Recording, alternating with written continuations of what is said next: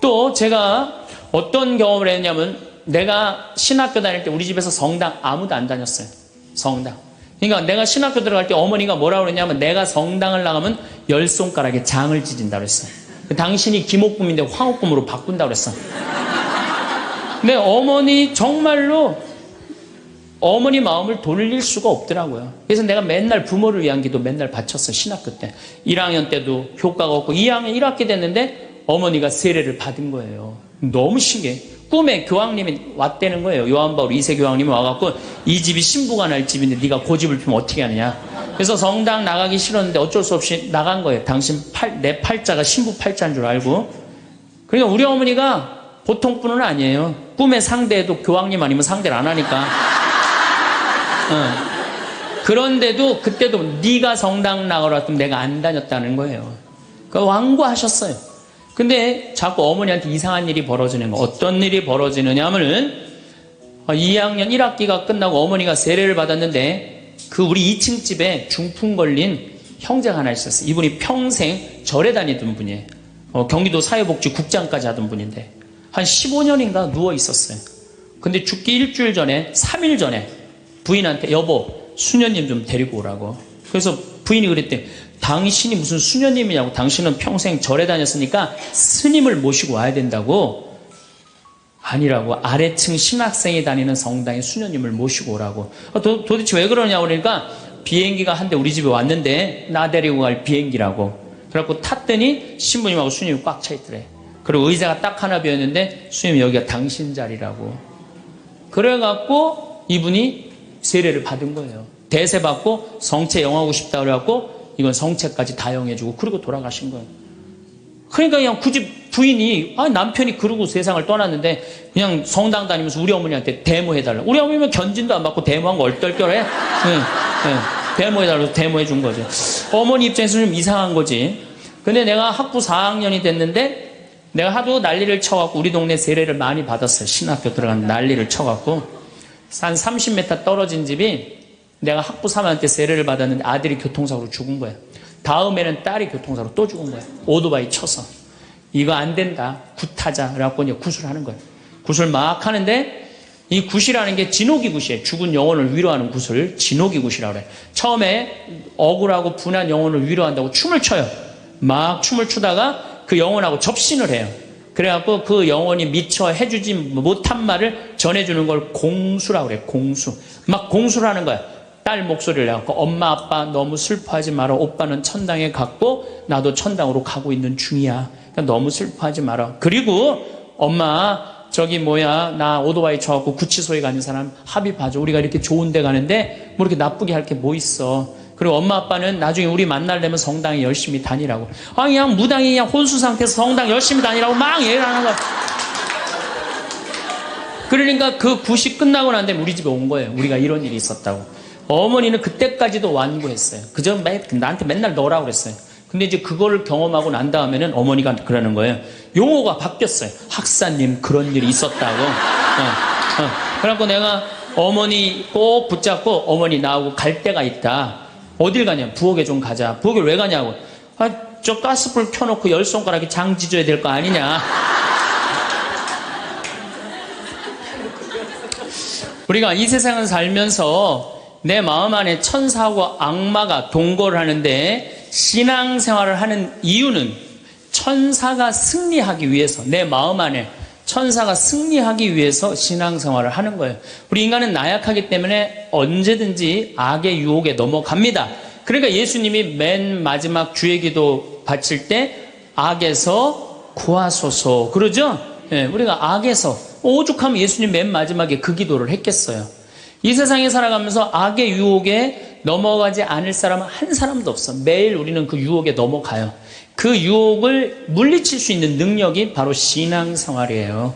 우리가 돌도로 빵이 되라고 그러는 거나 돌머리도로 서울대학 들어가라는 거나 다 뭐다? 욕심이다. 욕심이다. 욕심만 버리면은 우리 인간은 인생을 참 행복하게 살 수 있다. 예수님 말처럼 말씀이 가득 차 있으면은요, 인생이요, 조금 넉넉하지 않아도요, 즐거울 수 있어요. 미국의 제일 행복한, 우리나라도 마찬가지지만 제일 행복한 직업이 1위가 성직자예요. 성직자. 말씀이 있기 때문에 제일 행복한 말씀이 있기 때문에. 그래서 여러분들도 말씀이 내 마음 안에서 살아 움직일 수 있도록 깨어 기도해라. 그 아주 중요한 거예요. 원주 비행장이 있어요. 그래갖고 비행장이 있어서 재밌어요. 원주 비행장이 있어서 그 이글스라고 그 비행 전투단이 있는데 여기서 연습해. 우리 여기 평창 하늘에서 처음에 막 태극기 그릴 때 보면 막 엉망으로 그려요. 그 다음에 뭐 하트도 막 찌그러져서 그리고 한 2달 연습하면은 아주 잘 그려져요. 그래서 그 비행장이 있다. 신경 쓰지 마세요. 나한테 절을 하면 어떻게 한다? 권세와 영광을 주겠다. 우리가 악마의 유혹에 빠져서 나 잘난 척, 교만하느냐고 다른 사람 무시하고 주님을 섬겨야 되는데 주님도 안 섬기고 세상에 나만 섬기라고 나만 잘났다고 우리 유혹에 많이 빠진다. 그것도 안 되니까 이번에는 악마가 예수님을 예루살렘 성전 꼭대기에 데리고 올라가서 당신이 하느님의 아들이거든 뛰어내려 보시오. 시험하는 거예요. 여기 계신 분들 중에서도 주위에서 그런 소리 많이 들으실 거예요. 너 성당 나가는데 왜 너만 그 꼴로 살아?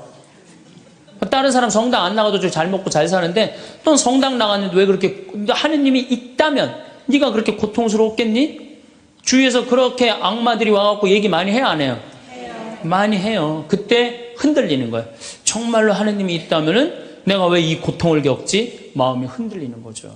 근데 저는 사제생활 20년 정말 짧은 세월을 살면서 영혼이 있다는 거, 영원이 있다는 거, 귀신이 있다는 거, 연옥이 있다는 거, 이거 확실히 믿습니다. 너무 많이 경험을 해서 그래요.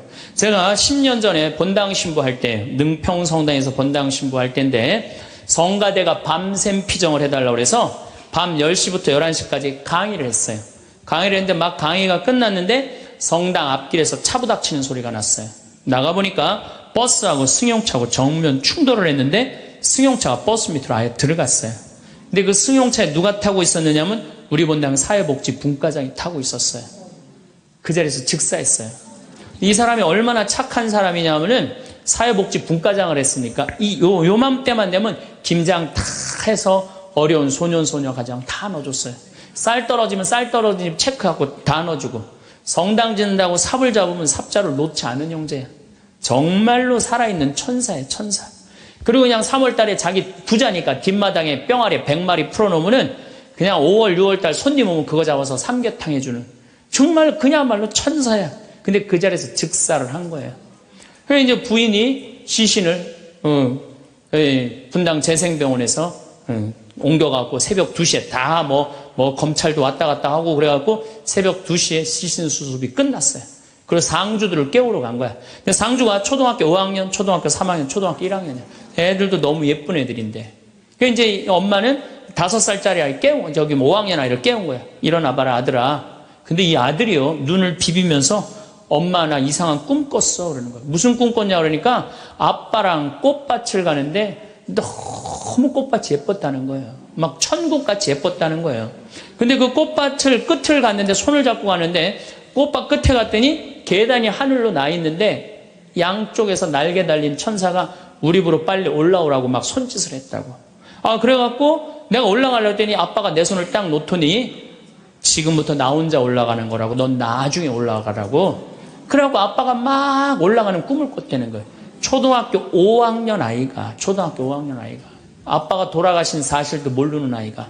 이건 뭐예요? 이 아빠가 돌아가시면서 누구한테 보여준 거예요?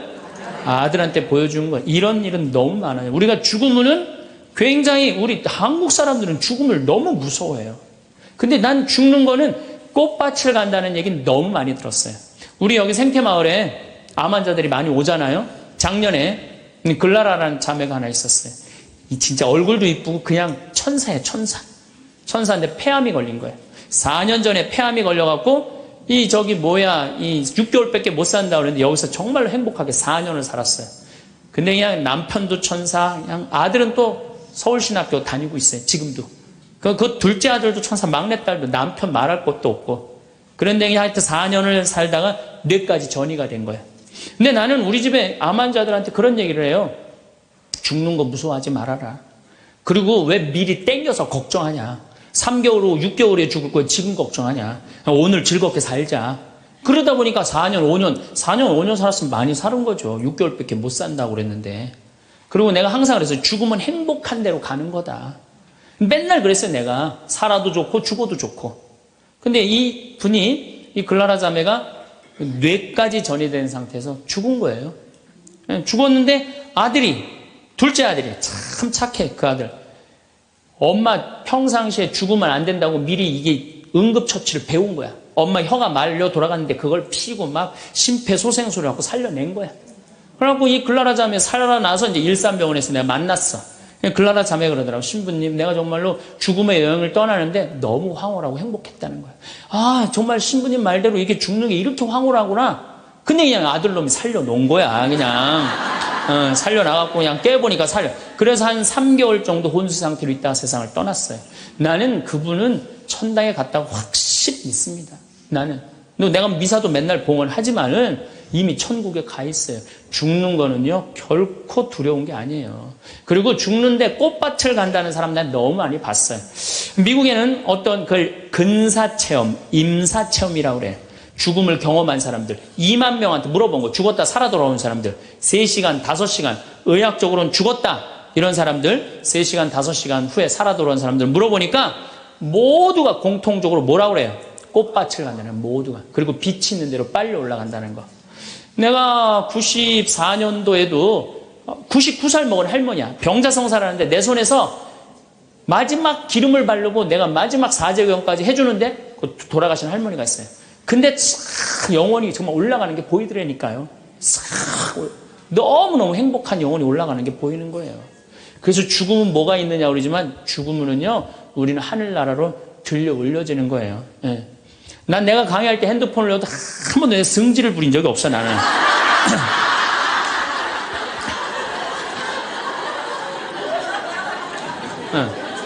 하늘로 싹 불러 올라가는 거예요. 그래서 티베트에는 사자의 서라는 책이 있어요. 그 사자의 서라는 책을 보면은요, 죽으면 꽃밭을 간다는 거. 동양이나 서양이나 거의 죽고 난 다음에 세상은요, 무섭고 깜깜한 데로 가는 게 아니에요. 근데 일본의 한 의사가 너무 힘들어서 자살을 했어요. 그랬더니 땅속으로 빨려 들어가는 거야. 근데 살아 돌아온 거야. 그리고 난 다음에 자살하고 살아 돌아온 사람 다 물어보니까 다 똑같은 경험을 했다는 거야. 그래서 돌아다니면서 뭐라 그래요? 자살하지 말라고. 죽어서 좋은 데 가려고 그러면은 자살하지 말라고. 그리고 강의하고 다니는 교수도 있어요. 그냥 죽고 난 다음에 세계가 너무 많은 거예요. 우리 죽고 난 다음에 뭐가 있냐고 그러지만 실질적으로 죽고 난 다음에는 하늘나라가 펼쳐지는 거예요. 그리고 여러분들 하느님 믿었으니까 어떻게 되는 거야? 어디로 가? 하늘나라로 가는 거죠. 여러분들은 그런 믿음과 확신이 있어야 돼. 근데 우리 천주교 교우들은요, 하늘나라에 대한 희망 별로 없어요. 그저 미사 예물을 보면은, 오늘도 내가 예물 보니까 맨 대학 입시, 딸 결혼, 뭐 애 생기게 해주고, 땅 팔리게 해주고, 뭐 월세 나가게 해주고, 전세나. 그건 미사 예물이 아니에요. 미사는 예수님의 십자가상의 제사를 통해서 우리가 구원의 업적을 쌓는 거예요. 구원의 공로를 나누어 받는 거예요. 그러니까 미사를 드릴 때 내 영혼이 구원받기를 간절하게 예물을 내야 돼. 근데 자기 이름을 쓰고 자기의 구원을 위해서 미사 예물 내는 사람 한 사람도 없어요. 다 자식, 남편, 부모를 위해서야지 자기를 위해서는 안 된다 이거예요. 내가 언젠가 방송에도 얘기했지만은 성 안셀모 성인이 살아서 자기를 위하여 드리는 미사 한 대는 죽어서 드리는 위령 미사 1000대보다 낫다고 그래. 근데 여러분들은 자기를 위해서 한 번도 안 드리는 거 아니에요. 내가 구원받기를. 여러분들 비오 신부님 1918년서부터 1968년까지 50년 동안 오상받은 비오 신부님 아시죠? 그 비오 신부님 매일 피를 3분의 1컵을 쏟았어요. 의사 3명이서 평생을 감염이 될까 치유가 될까 옆에 붙어 있었는데 아무 소용이 없었어요. 이 비오 신부님은 처음에 너무 고통스러워서 이거 붕대 감고 다녔어. 다른 사람 표시도 안 내려고. 근데 어쩔 수 없이 당신이 표시로 나오는 수밖에 없었죠. 이분은 미사를 보통 2시간, 3시간 드렸어요. 하고 온 많은 사람들이 이분 덕에 성화가 많이 됐죠. 근데 이분이 뭐라고 그래요? 미사야말로 가장 아름다운 구원의 제사라고 그랬어요. 미사를 가장 귀하게 여긴 현대 성인이에요. 그러니까 여러분들 미사처럼 좋은 게 없는 거예요. 그 미사 시간 예수님의 십자가상의 제사를 통해서 내 구원의 은혜를 받는 거야. 근데 우리는 죽고 난 다음에 생각 거의 안 해요. 그냥 살아서 디립다 받고 싶은 거지, 그냥. 살아서. 이것도 내가 뭐 욕심에 욕심. 하늘나라에 대한 희망을 가져야죠. 어쨌든 또 더 재미난 거. 이것도 내가 방송에서 얘기한 건데 15년 전에 평택 비전동 본당 신부할 때 1월 첫 주에 엄마, 아빠, 딸 4명이 눈이 빨개져 갖고 왔어요. 자기네들 성당 다니고 싶다는 거예요. 원래 성당 안 다니는데. 왜 성당 다니려고 그러느냐? 그랬더니 아버지가 살아생전에 하느님이 있긴 뭐가 있느냐? 그 니네들이 예수쟁이들이 니네들 돈 뺏어 먹으려고 천당, 지옥, 겁주는 거다. 죽으면 끝이다. 평생 그랬대요. 하느님을 믿느니 뭘 믿는다? 내 주먹을 믿는다. 맨날 그랬대요. 근데 이 할아버지가 12월 20일 날 돌아가신 거야. 돌아가셨는데 저승길이 있는 거야. 미치는 거지. 죽었는데 아무것도 없는 줄 알았는데 저승길이 있으니 얼마나 미치겠어요. 그래갖고 저승사자들한테 매달렸대요. 난 돌아가야 된다고. 그래갖고 아버지를 하관을 땅에다 묻는데 관을 두들기더래요. 뚜껑을 열어보니까 이게 진짜 내가 경험한 거예요. 뚜껑을 열어보니까 아버지가 살아 돌아온 거예요. 그러면서 저승 얘기를 해준 거예요. 저승길이 있더라. 너희들 정말로 하느님을 믿어라. 그리고 일주일을 살고 돌아가신 거예요, 할아버지. 그러고 난 다음에 이제 1월 초에 나와갖고 눈이 빨개갖고 성당 나오겠다고. 저는 그런 경험을 너무너무 많이 해요. 그런 경험을. 저만 그런 게 아니에요. 여러분들도 인생 살아오면서 하느님의 손길이 다 있었어요. 순간순간 다 있으셨죠? 근데 왜 까먹어요? 기도하지 않아서 까먹는 거예요. 끊임없이 기도하고 끊임없이 감사하고 내가 기쁘게 살지 않고 욕심 펴서요. 그 하느님의 모든 사랑과 은혜를 다 까먹고 사는 거예요. 어쨌든 이거는 내 개인적인 뭐 신앙 체험이라면 내가 공적인 얘기를 좀 할게요. 근데 오늘 이제 성모님 얘기를 좀 해야 될 것 같아요. 성모님이 세계 곳곳에서 지금 발현을 하세요. 그 중에 아주 공식적인 발현 3가지만 말씀을 드릴게요.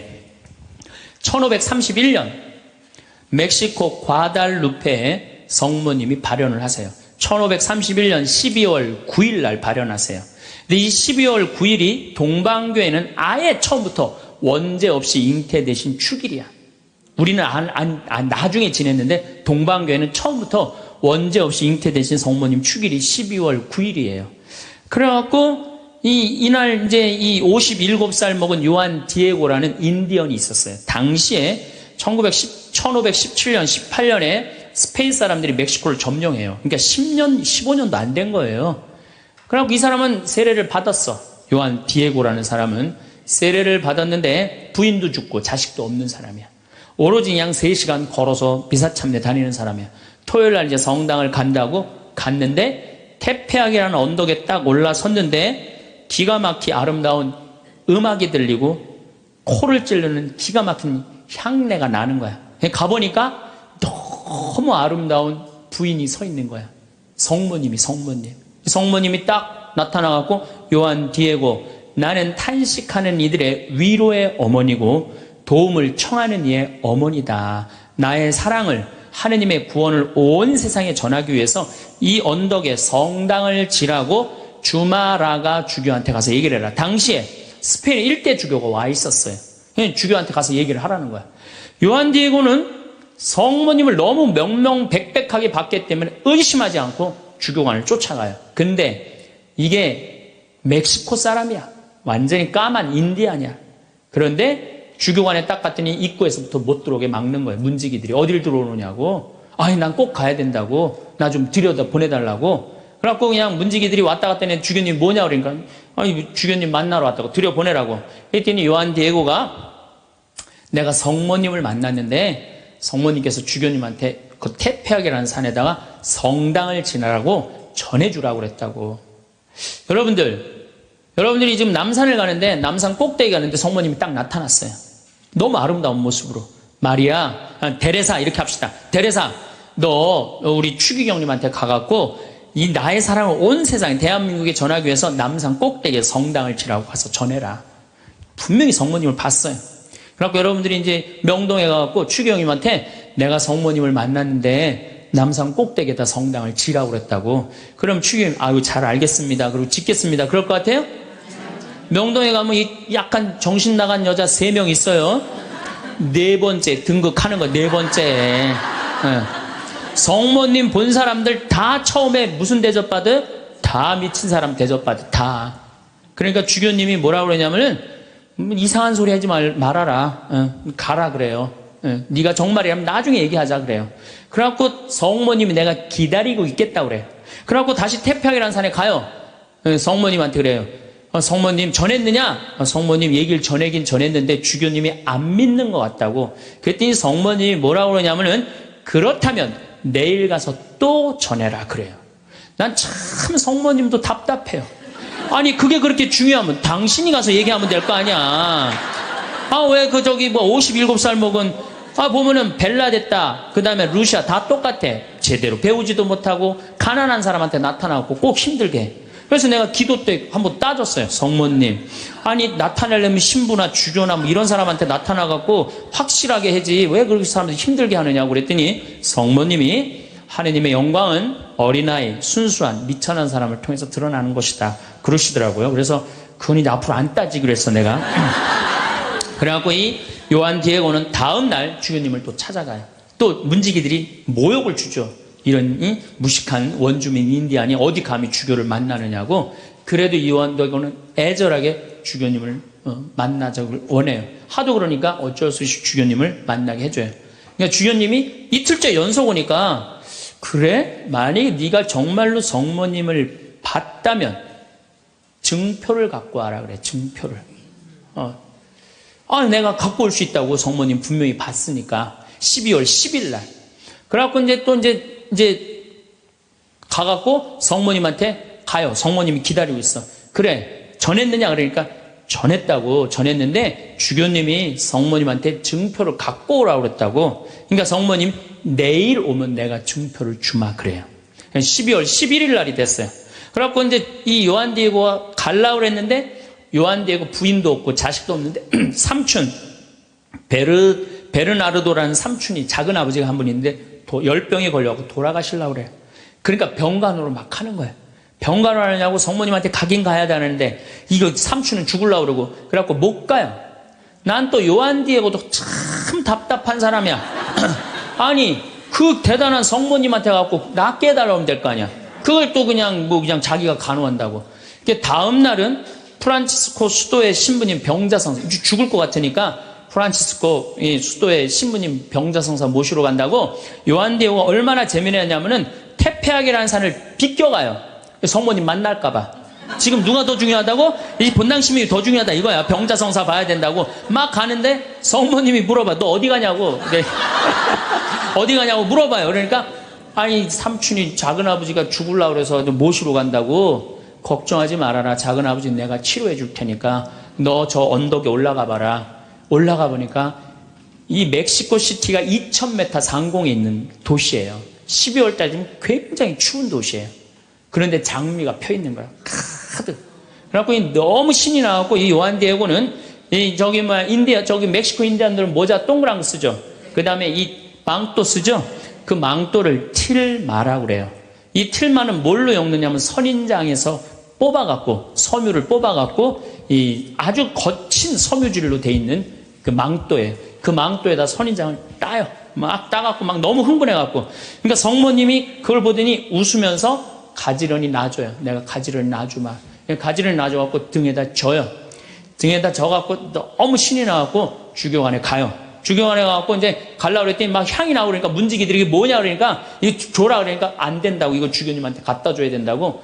그래갖고 그 주교님 앞에 가갖고 증표 갖고 왔다고 장미를 딱 떨어뜨리는데 이 주교님은 장미에는 전혀 관심이 없는 거야. 그 틸마에 갑자기 무릎을 꿇더니 눈물을 흘리면서 키스를 하는 거야. 아니 그 틸마가 얼마나 더럽고 지저분하겠어요. 왜 그러나 우리가 틸마를 내려봤더니 자기가 본 성모님이 그 틸마에 새겨져 있는 거야. 그대로. 그런데 이 새겨져 있는 색깔 자체가 이건 도저히 1500년대에 만들 수 없는 색깔이야. 너무 예쁜 거 성모님이. 너무 예쁘고 너무 곱고 옷 색깔도 너무 화려하고. 그러니까 과학자들이 계속 연구를 해봤어요. 과연 1500년대에 저 물감을 만들 수 있을까? 그 과학자들이 결론은 못 만든다.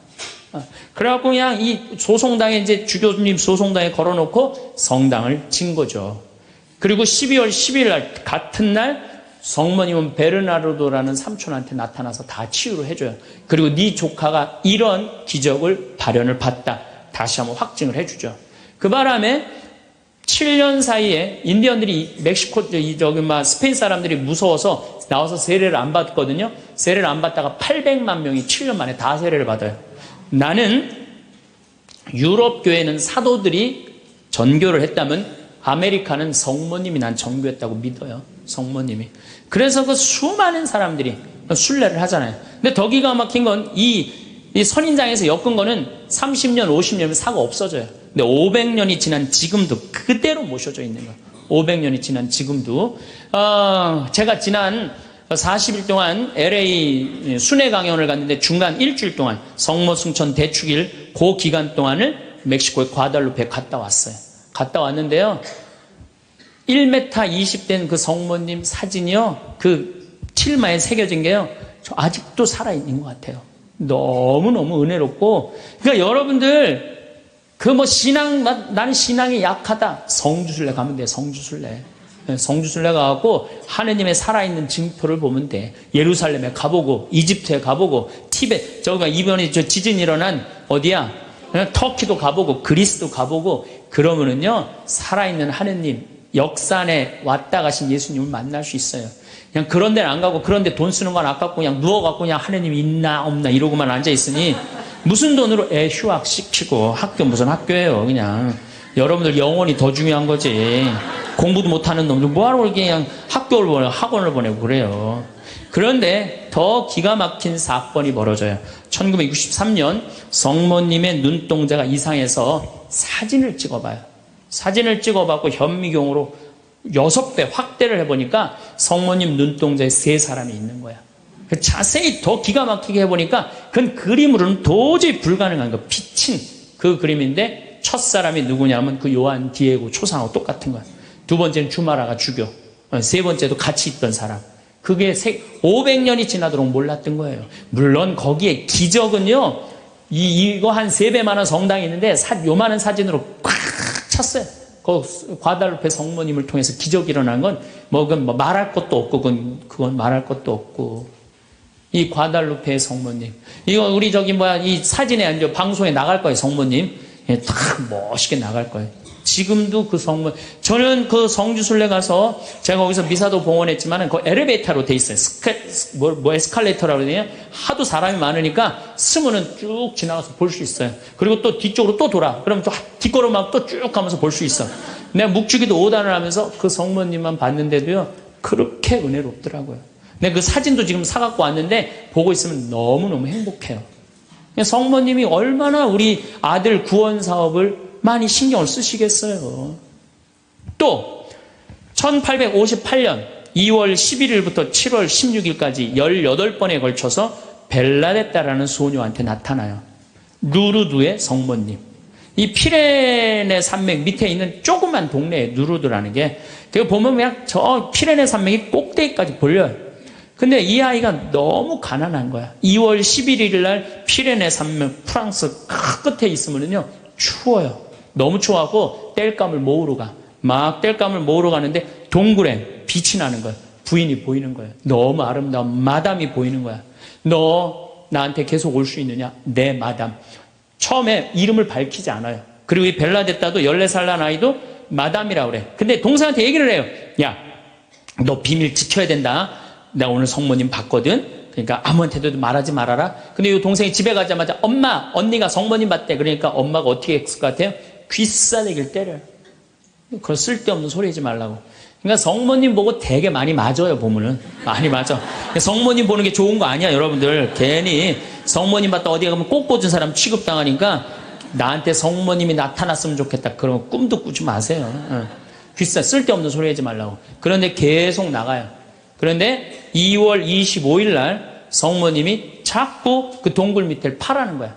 자꾸 파니까 물이 솟아나오는 거야. 거기 씻어라. 그 사람들이, 제가 성모님을 봤다니까 사람들이 모이기 시작하는 거야. 자꾸 모이기 시작하는데 그 눈병이 온 사람이 그걸 씻으니까 싹 낫기 시작하는 거야. 하루에 40만 리터씩 물이 펑펑 쏟아져 나오는 거죠. 그러니 자꾸 사람들이 이제 물어보니까 본당 신부님이 벨라데타를 불러요. 얘야, 너 그분을 만나면, 성모님을 만나면 이름이 뭐냐고 물어봐라. 그랬더니 벨라데타가 맹랑한 소리를 해요. 그분은 성모님이 아니다. 그거는 그냥 부인이다. 너무 아름다운 파란 띠를 한. 여러분 루르드 성모님 파란 띠 아시죠? 파란 띠를 한 부인이다. 부인, 마담이다. 글쎄 마담이든 뭐든 이름을 좀 알아갖고 와라. 그래갖고 3월 25일 날 중요한 성모 용보축일이죠. 만났어요. 만나고 이렇게 물어봐요. 마담, 본당 신부님이 이름이 뭔지 알아보라고 그랬다고. 그랬더니 성모님이 내 이름은 꾸에소에 에라 임마꿀라타 콘셉시우다 딱 그래요. 얘는 라틴어를 배운 적도 없는 애야. 그리고 그 피렌체 언어를 쓰는 아이야. 라틴어를 배운 적도 없는 아이인데 성모님이 꾸에소에 에라 임마꿀라타 콘셉시우 이러니까 그거 안 까먹으려고 막 입술로 막 되네요. 꾸에소에 에라 임마꿀라타 콘셉시우. 그래갖고 본당 신부 문을 확 열면서 이름 알아왔다고. 뭐라고 그러느냐? 꾸에소에 에라 임마꿀라타 콘셉시우랍니다. 그랬더니 본당 신부 너 그 무슨 뜻인지 어떻게 아느냐? 그랬더니 벨라데타가 뭐라 그러냐면 난 무슨 뜻인지 나 안 잊어먹으려고 이게 외우느냐고 죽을 뻔했다고. 정말로 그래요. 정말로. 너무 힘들었다고. 그래갖고 본당 신부한테 얘기를 했는데 깜짝 놀라는 거 본당 신부가. 왜 놀라느냐면 그게 무슨 뜻이냐면은 라틴어인데 임마꿀라타가 깨끗하다라는 뜻이야. 콘셉시오라는 게 임신했다라는 거. 원죄 없이 잉태된 교리가 1854년에 반포가 돼요. 4년 전에 교황청에서. 그런데 성모님은 항상 당신에 대한 교리가 반포되면 발현을 통해서 꼭 알려줘요. 확증을 시켜주는 거죠. 그러니까 이게 발현인가 보다. 그래갖고 거기서 이제 성당을 짓고 수많은 사람들이 순례를 하고 거기에 이제 물이 펑펑 쏟아져 나와갖고 어떻게 수많은 사람들이 기적을. 그래갖고 거기도 의사들이 있어요. 이 자연 치유냐 기적이냐. 뭐 기적을 함부로 해주는 건 아니지만 그래 거기 간 사람들이 다 그 물 먹고 많이 낫고 그러잖아요. 나는 그 루르드에 가서 난 루르드도 갔어요. 루르드도 어디야 테페아 과달루페도가 루르드도 갔어. 나도 거기 가서 세례했어요. 루르드에 나는 물에 들어가고 이렇게 기도했어요. 난 여기 온 걸로 족하니까 제발 나한테 기적 일으키지 말라고. 난 지금도 충분하다고. 그것만 해도 충분하죠. 이게 바로 루르드의 성모님이에요. 자, 세 번째 발현. 1917년 포르투갈 파티마의 발현이에요. 많이 들어보셨죠? 이 발현은 더 특별해. 9살 루시아, 8살 히아친타, 6살 프란치스코. 이 세 꼬마한테 나타나는. 얘네들 역시 당연히 뭘 몰라? 글 모르는 아이들이에요. 목동이에요, 목동. 맨날 양 풀어놓고 놀던 아이들이에요. 그런데 이 아이들은 더 특별한 일이 벌어집니다. 어떤 일이 벌어지느냐 하면은 1916년에 이 1차 세계대전 막 끝날 때 1916년에 천사가 나타나요. 3번 나타나요. 너희들한테는 특별한 분이 올 거니까 묵주기도를 열심히 해라. 이렇게 얘기를 해요. 마지막에는 성체까지 영해줘요. 천사가. 특별한 경우죠. 그래갖고 5월 13일 날 1917년 5월 13일 날 이날도 이 아이들이 막 양 풀어놓고 신나게 노는데 성모님이 떡갈나무 위에 탁 나타나는 거예요. 너무 아름다운 성모님이. 그래갖고 루시아, 히아친타, 프란치스코 너희들 매달 13일 날 여기 와줄 수 있겠느냐. 네, 오겠습니다. 나는 로사리오의 모후다. 여러분들 이 성모님이 그 유명한 그 계시가 뭐예요? 죄인들의 회개. 그렇죠?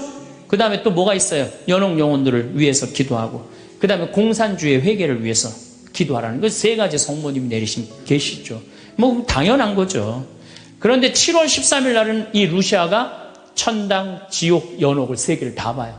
그리고 이 루시아는 오랫동안 살죠. 오랫동안 사는 히아친다고 프란치는 중간에 다 죽지만 어렸을 때 루시아한테는 특별한 성모님이 계시를 많이 했죠. 근데 9월 달에 사람들이 3만 명이 모여요. 3만 명이. 왜 3만 명이 모이냐면은 자꾸 너무너무 유명해지니까. 그런데 이때 꽃비가 막 내리는 거야. 근데 사람들한테 올 땐 다 녹아내리는 3만 명이 다 같이 경험을 하는 거예요. 10월 달에는 마지막 발현 때는 7만 명이 모여요. 7만 명이. 그런데 전날부터 폭우가 쏟아지는 거야. 폭우가 막 쏟아지고 차가 얼마나 많이 모였냐. 100대가 모여요. 100대. 1917년에 차 100대면요. 엄청나게 많은 거예요. 마차 130대, 자전거 100몇 대. 그리고 7만 명이 걸어서 그냥 환자들 끌고 그냥 다 7만 전 세계에서 온 거예요. 유럽 전 세계에서. 근데 그냥 전달도 12시에 딱 오셨는데 아니 10월 13일 날 12시에 성모님이 나타난다는데 계속 폭우가 쏟아지는데 안 나타나는 거예요. 그러니까 성모님이 안 나타나니까 그 신부님이 뭐라 그래요? 한 신부님이 뭐라고 그러냐면은 내가 이거는 일부러 여러분들 읽어주려고 내가 적어 갖고 왔어요. 이 전날 밤 그곳을 꼬박 세운 한 신부가 물었다. 몇 시에 오시니? 정오에 오십니다. 루치아가 대답했다. 그 신부는 시계를 본 후 다시 루치아를 보며 봐, 지금이 정오란 말이야. 그 부인은 거짓말쟁이라고 우리에게 말할 셈이니 그 신부는 참지 못하고 어린이들을 의심쩍어 했다. 그리고 또 시계를 보았다. 하지만 정오가 넘었잖아. 여러분 모두가 한 사이라는 것을 모르시겠습니까? 있을 수 없는 일입니다. 성모님의 발현은 없다는 거예요. 집으로 가세요. 다들 집으로 가세요. 이래요. 근데 루시아는 부인께서 오신다고 하셨습니다. 신부님, 전 그분께서 약속을 지킬 것을 믿고 있습니다. 12시에 오기로 했는데 성모님이 안 오기로 루시아가 얘기를 했는데, 근데 1시에 갑자기 비가 그쳐요. 난 또 성모님도 정말로 답답해요. 아니 12시 오기로 했으면 12시 와야 될 거 아니야. 왜 1시간 동안 애를 괴롭혀, 애들을. 1시에 갑자기 비가 멎치고 구름이 걷히는 거예요. 거치면서 태양이 비치는데 기가 막힌 장면이 벌어지는 거예요. 태양이 돌면서 무지개 색깔이 나면서, 그리고 의심을 품었던 많은 사람들이 와요. 여기도 이제 그 내용이 나와요. 의심을 품었던 사람들이 뭐라고 그러냐면, 하느님 우리 죄를 용서해 주소서, 이렇게 얘기를 해요. 왜 그러느냐면은 무신론자, 회의론자들이 와갖고 왜 이 공포에 질려서 그러냐면, 태양이 돌면서 그 뜨거운 태양이 땅으로 떨어지는 거, 너무 뜨거워갖고 이 사람들이 이게 마지막 심판인가 보다, 공포에 질린 거지. 7만 명이. 그래갖고 막 울면서 막 살려달라고 그러고, 그냥 우리를 좀 제발 용서해달라고. 그렇게 15분 동안 태양이 온갖 조화를 비추고 딱 제자리에 돌아갔는데, 더 놀라운 건 그 7만 명 모두가 이틀 동안 비가 젖었는데 다 비가 말랐고 30cm 진흙이 깨끗하게 꾸들꾸들해진 거예요. 7만 명이 완전히 뭐 한두 명이 본 게 아니라 그 사진을 보면요, 다 이러고 쳐다보고 있는 거예요, 하늘을. 이게 바로 파티마의 성모님이에요. 이렇게, 아니 온 세상에 하느님의 현존하심이 명명백백한데, 그래 난 파티마는 내년 2월달에 또 성주순례 가요. 나는 돈 생기면 무조건 성주순례 가자, 이게 내 신조예요. 네, 네. 이제 파티마에 갈 거예요. 여러분들도 성지 다니세요. 예루살렘도 가시고 제발. 아니 개신교 다니는 분들은 어떻게 해서든지 돈 모아서 개 모아서 가는데 천주교들은 안 가. 우리 하늘나라에 대한 희망이 없어서 그래요. 어떻게 해서든 이 세상에서 복 받으려고 돈 조금 쓰는 거 아까운 거야. 내가 첫날 말했죠. 돈은 쓴 것만 내 돈이에요. 여러분들 아껴봤자 아무 소용 없어요. 그것도 성주순례 가기 위해서 어떻게 쓰셔요. 네. 자, 그렇다면 아직도 나는 의심이 간다. 그렇다면 내가 가장 확실한 증거를 하나 댈게요. 그게 뭐냐면 예수님이에요. 예수님이라는 분이 2000년 전에 이 세상에 왔다 가셨어요. 아니 그분이 안 왔다 갔다 하면 베드로라는 존재가 탄생했겠어요? 안 탄생했겠어요? 베드로라는 사람은 탄생할 수가 없어요. 베드로, 2대 교황 리노, 3대 교황 클레토, 4대 교황 클레멘스, 알렉산더, 식스토, 이래갖고 지금 교황이 265대예요. 2000년 동안 한 번도 끊어지지 않고 그 전승이 내려온 거예요. 예수님의 살아있는 모습을 보고. 근데 베드로라는 인물이요, 어떤 인물이냐면은 어부였어요. 그 갈릴레 호수의 어부였어요. 그건 사나이 중에 사나이였어요. 남자 중에 남자였어요. 예수님 정말로 지켰던 사람이에요. 마지막에 배신 좀 해서 그렇지. 예. 그런데 마지막에 예수님을 배신합니다. 정말로. 왜냐하면 그 스승이 그렇게 허망하게 죽을 줄은 꿈에도 몰랐거든. 그래갖고 배신하고 도망가 버려요. 예. 그런데 부활했다는 거야. 그래도 안 믿어요. 그래도 안 믿고 어떻게 갈릴레 호수하고 물고기를 잡아요. 또 나타난 거야. 미치는 거지 베드로는. 아니 그냥 죽었으면 한 일주일 후나 한 달 후에 나타나면 얼마나 좋아. 계속 3일 만에 계속 나타나네. 그러니까 물속에 뛰어들고. 그리고 40일 동안 예수님하고 생활하면서 이 사람의 인생은 완전히 바뀌어요. 어떻게 바뀌느냐. 베드로가요 대단한 말 하지 않아요. 돌아다니면서 내가 예수님을 만났는데 이 예수님이 십자가에 못 박혀서 처참하게 돌아가셨는데 3일 만에 부활하셨다. 자, 내 예를 들면 좀 그렇고, 여러분들 만약에 본당 신부님이 죽었는데 3일 만에 다시 살아났어. 완전히 땅까지 다 묻어놨는데 3일 만에 주일날 딱 나타나갖고 나하고 같이 밥 먹자 그러고 강론을 했어. 여러분들 주에 나가갖고 우리 신부님 죽었는데 3일 만에 살아나왔다고 얘기할 것 같아, 안 할 것 같아요? 아마 온 세상 돌아다니면서 얘기할 거예요. 그렇죠? 그 경험이 베드로한테 있었던 거예요.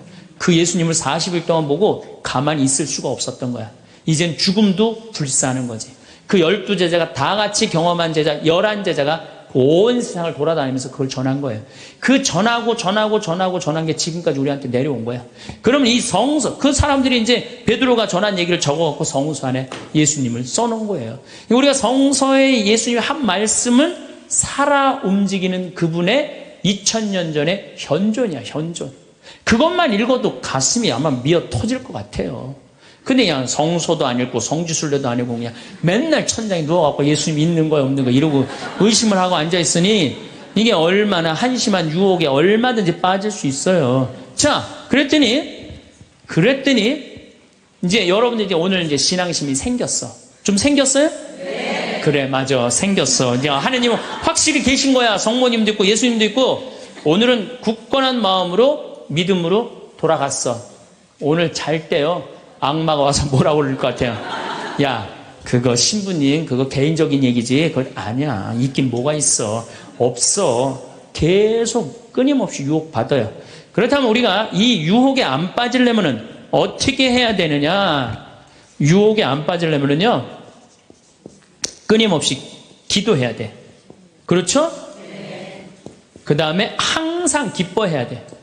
신앙인의 기본은 뭐예요? 항상 기쁜 거예요. 기쁜 사람은요, 유혹에 안 빠져요.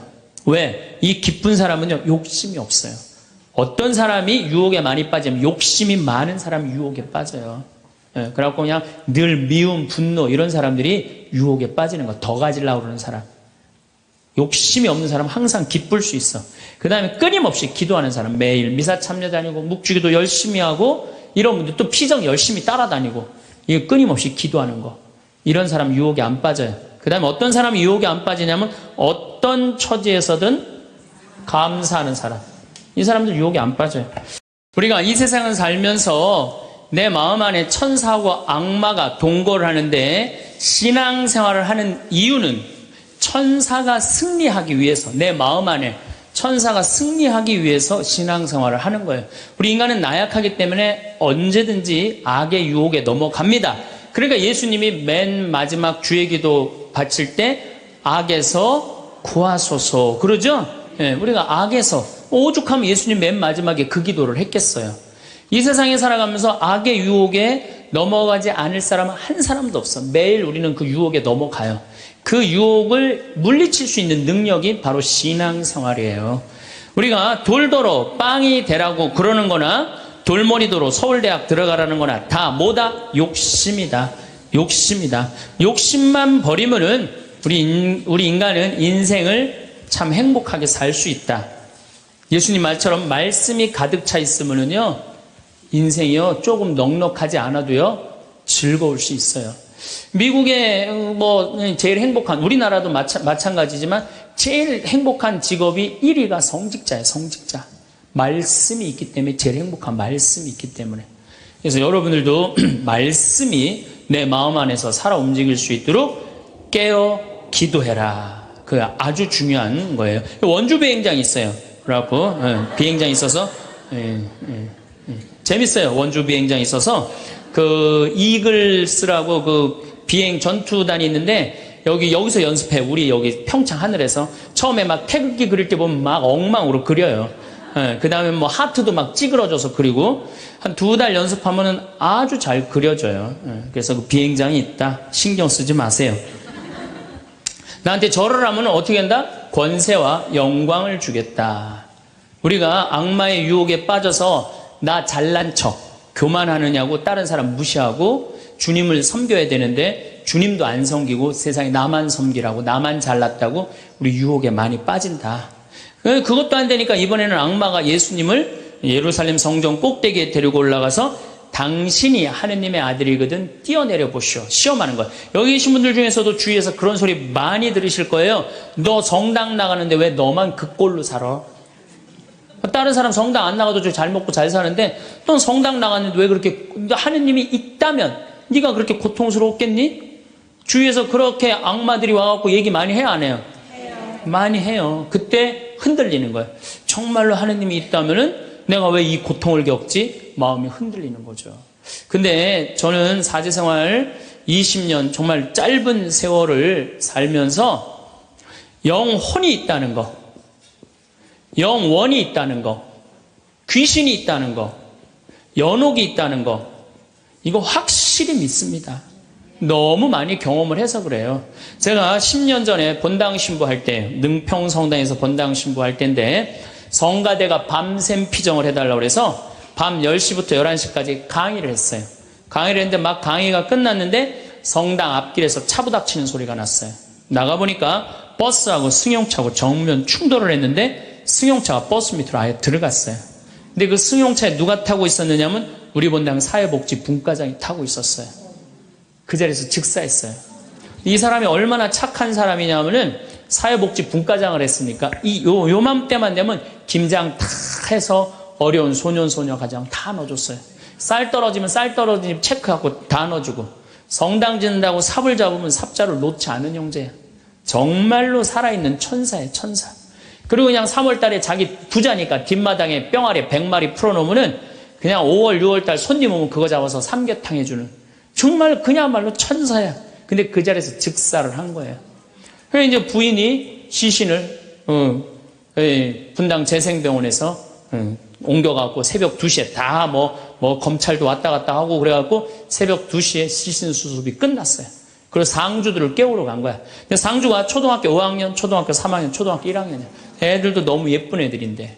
그래서 이제 엄마는 5살짜리 아이 5학년 아이를 깨운 거야. 일어나봐라, 아들아. 근데 이 아들이요, 눈을 비비면서 엄마 나 이상한 꿈 꿨어 그러는 거예요. 무슨 꿈 꿨냐 그러니까 아빠랑 꽃밭을 가는데 너무 꽃밭이 예뻤다는 거예요. 막 천국같이 예뻤다는 거예요. 근데 그 꽃밭을 끝을 갔는데 손을 잡고 가는데 꽃밭 끝에 갔더니 계단이 하늘로 나 있는데 양쪽에서 날개 달린 천사가 우리 집으로 빨리 올라오라고 막 손짓을 했다고. 그래갖고 내가 올라가려고 했더니 아빠가 내 손을 딱 놓더니 지금부터 나 혼자 올라가는 거라고, 넌 나중에 올라가라고. 그래갖고 아빠가 막 올라가는 꿈을 꿨다는 거예요. 초등학교 5학년 아이가, 아빠가 돌아가신 사실도 모르는 아이가. 이건 뭐예요? 이 아빠가 돌아가시면서 누구한테 보여준 거예요? 아들한테 보여준 거예요. 이런 일은 너무 많아요. 우리가 죽으면은 굉장히, 우리 한국 사람들은 죽음을 너무 무서워해요. 근데 난 죽는 거는 꽃밭을 간다는 얘기는 너무 많이 들었어요. 우리 여기 생태마을에 암 환자들이 많이 오잖아요. 작년에 글라라라는 자매가 하나 있었어요. 이 진짜 얼굴도 이쁘고 그냥 천사예요, 천사. 천사인데 폐암이 걸린 거예요. 4년 전에 폐암이 걸려갖고 이 6개월밖에 못 산다 그랬는데 여기서 정말로 행복하게 4년을 살았어요. 근데 그냥 남편도 천사, 그냥 아들은 또 서울신학교 다니고 있어요, 지금도. 그 둘째 아들도 천사, 막내딸도 남편 말할 것도 없고. 그런데 하여튼 4년을 살다가 뇌까지 전이가 된 거예요. 근데 나는 우리 집에 암 환자들한테 그런 얘기를 해요. 죽는 거 무서워하지 말아라. 그리고 왜 미리 땡겨서 걱정하냐. 3개월 후 6개월에 죽을 거야 지금 걱정하냐. 오늘 즐겁게 살자. 그러다 보니까 4년 5년 살았으면 많이 사는 거죠. 6개월밖에 못 산다고 그랬는데. 그리고 내가 항상 그랬어요. 죽으면 행복한 대로 가는 거다. 맨날 그랬어요. 내가 살아도 좋고 죽어도 좋고. 근데 이 분이, 이 글라라 자매가 뇌까지 전이 된 상태에서 죽은 거예요. 죽었는데 둘째 아들이 참 착해. 그 아들. 엄마 평상시에 죽으면 안 된다고 미리 이게 응급처치를 배운 거야. 엄마 혀가 말려 돌아갔는데 그걸 피고 막 심폐소생술을 하고 살려낸 거야. 그래갖고 이 글라라 자매 살아나서 이제 일산병원에서 내가 만났어. 글라라 자매가 그러더라고. 신부님, 내가 정말로 죽음의 여행을 떠나는데 너무 황홀하고 행복했다는 거야. 정말 신부님 말대로 이게 죽는 게 이렇게 황홀하구나. 근데 그냥 아들놈이 살려놓은 거야. 그냥 살려나갔고 그냥 깨보니까 살려. 그래서 한 3개월 정도 혼수 상태로 있다가 세상을 떠났어요. 나는 그분은 천당에 갔다고 확실히 믿습니다. 나는. 내가 미사도 맨날 봉헌하지만은 이미 천국에 가 있어요. 죽는 거는요 결코 두려운 게 아니에요. 그리고 죽는데 꽃밭을 간다는 사람 난 너무 많이 봤어요. 미국에는 어떤 그걸 근사체험, 임사체험이라고 그래요. 죽음을 경험한 사람들 2만 명한테 물어본 거. 죽었다 살아 돌아온 사람들 3시간, 5시간, 의학적으로는 죽었다 이런 사람들 3시간, 5시간 후에 살아 돌아온 사람들 물어보니까 모두가 공통적으로 뭐라고 그래요? 꽃밭을 간다는 모두가. 그리고 빛이 있는 대로 빨리 올라간다는 거. 내가 94년도에도 99살 먹은 할머니야. 병자성사를 하는데 내 손에서 마지막 기름을 바르고 내가 마지막 사제경까지 해주는데 돌아가신 할머니가 있어요. 근데 싹 영혼이 정말 올라가는 게 보이더라니까요. 싹 너무너무 행복한 영혼이 올라가는 게 보이는 거예요. 그래서 죽음은 뭐가 있느냐 그러지만 죽음은요 우리는 하늘나라로 들려 올려지는 거예요. 예. 난 내가 강의할 때 핸드폰을 넣어도 한 번도 승질을 부린 적이 없어 나는.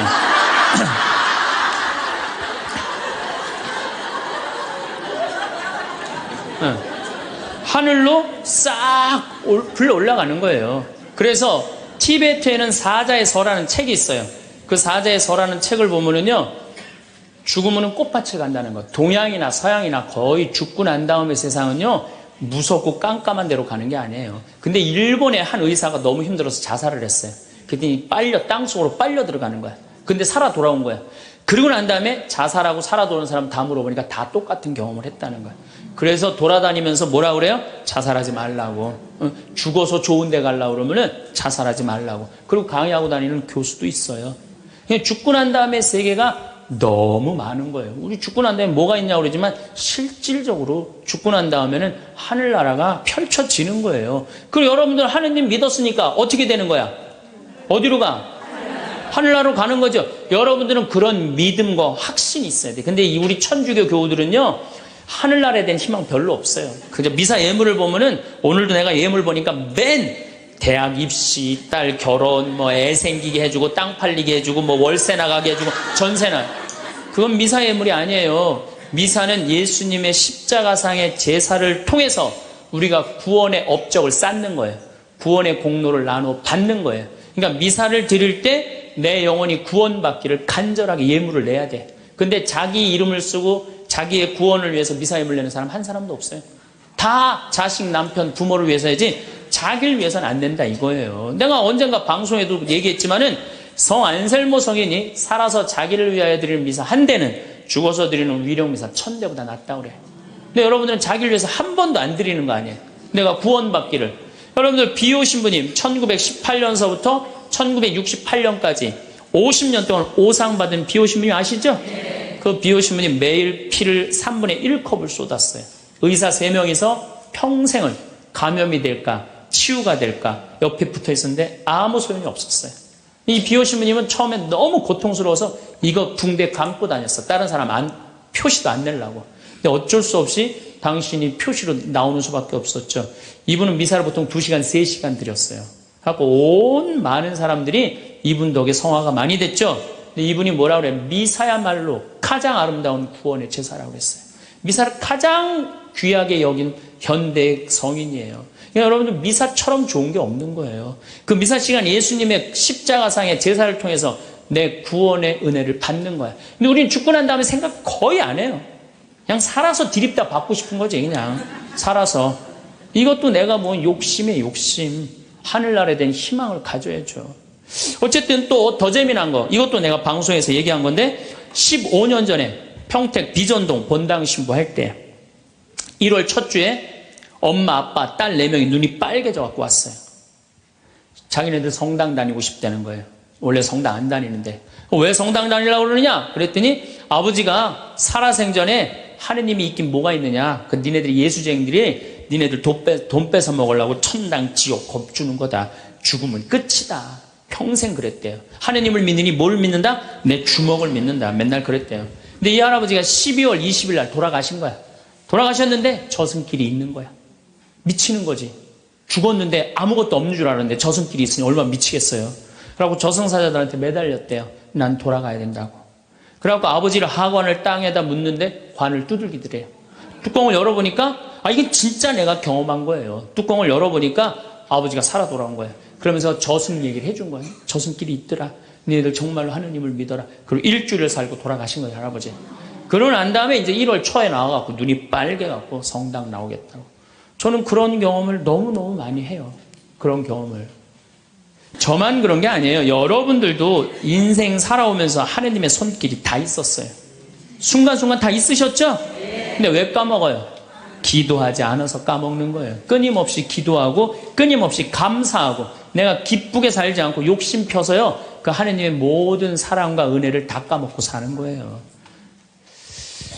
어쨌든 이거는 내 개인적인 신앙 체험이라면 내가 공적인 얘기를 좀 할게요. 근데 오늘 이제 성모님 얘기를 좀 해야 될 것 같아요.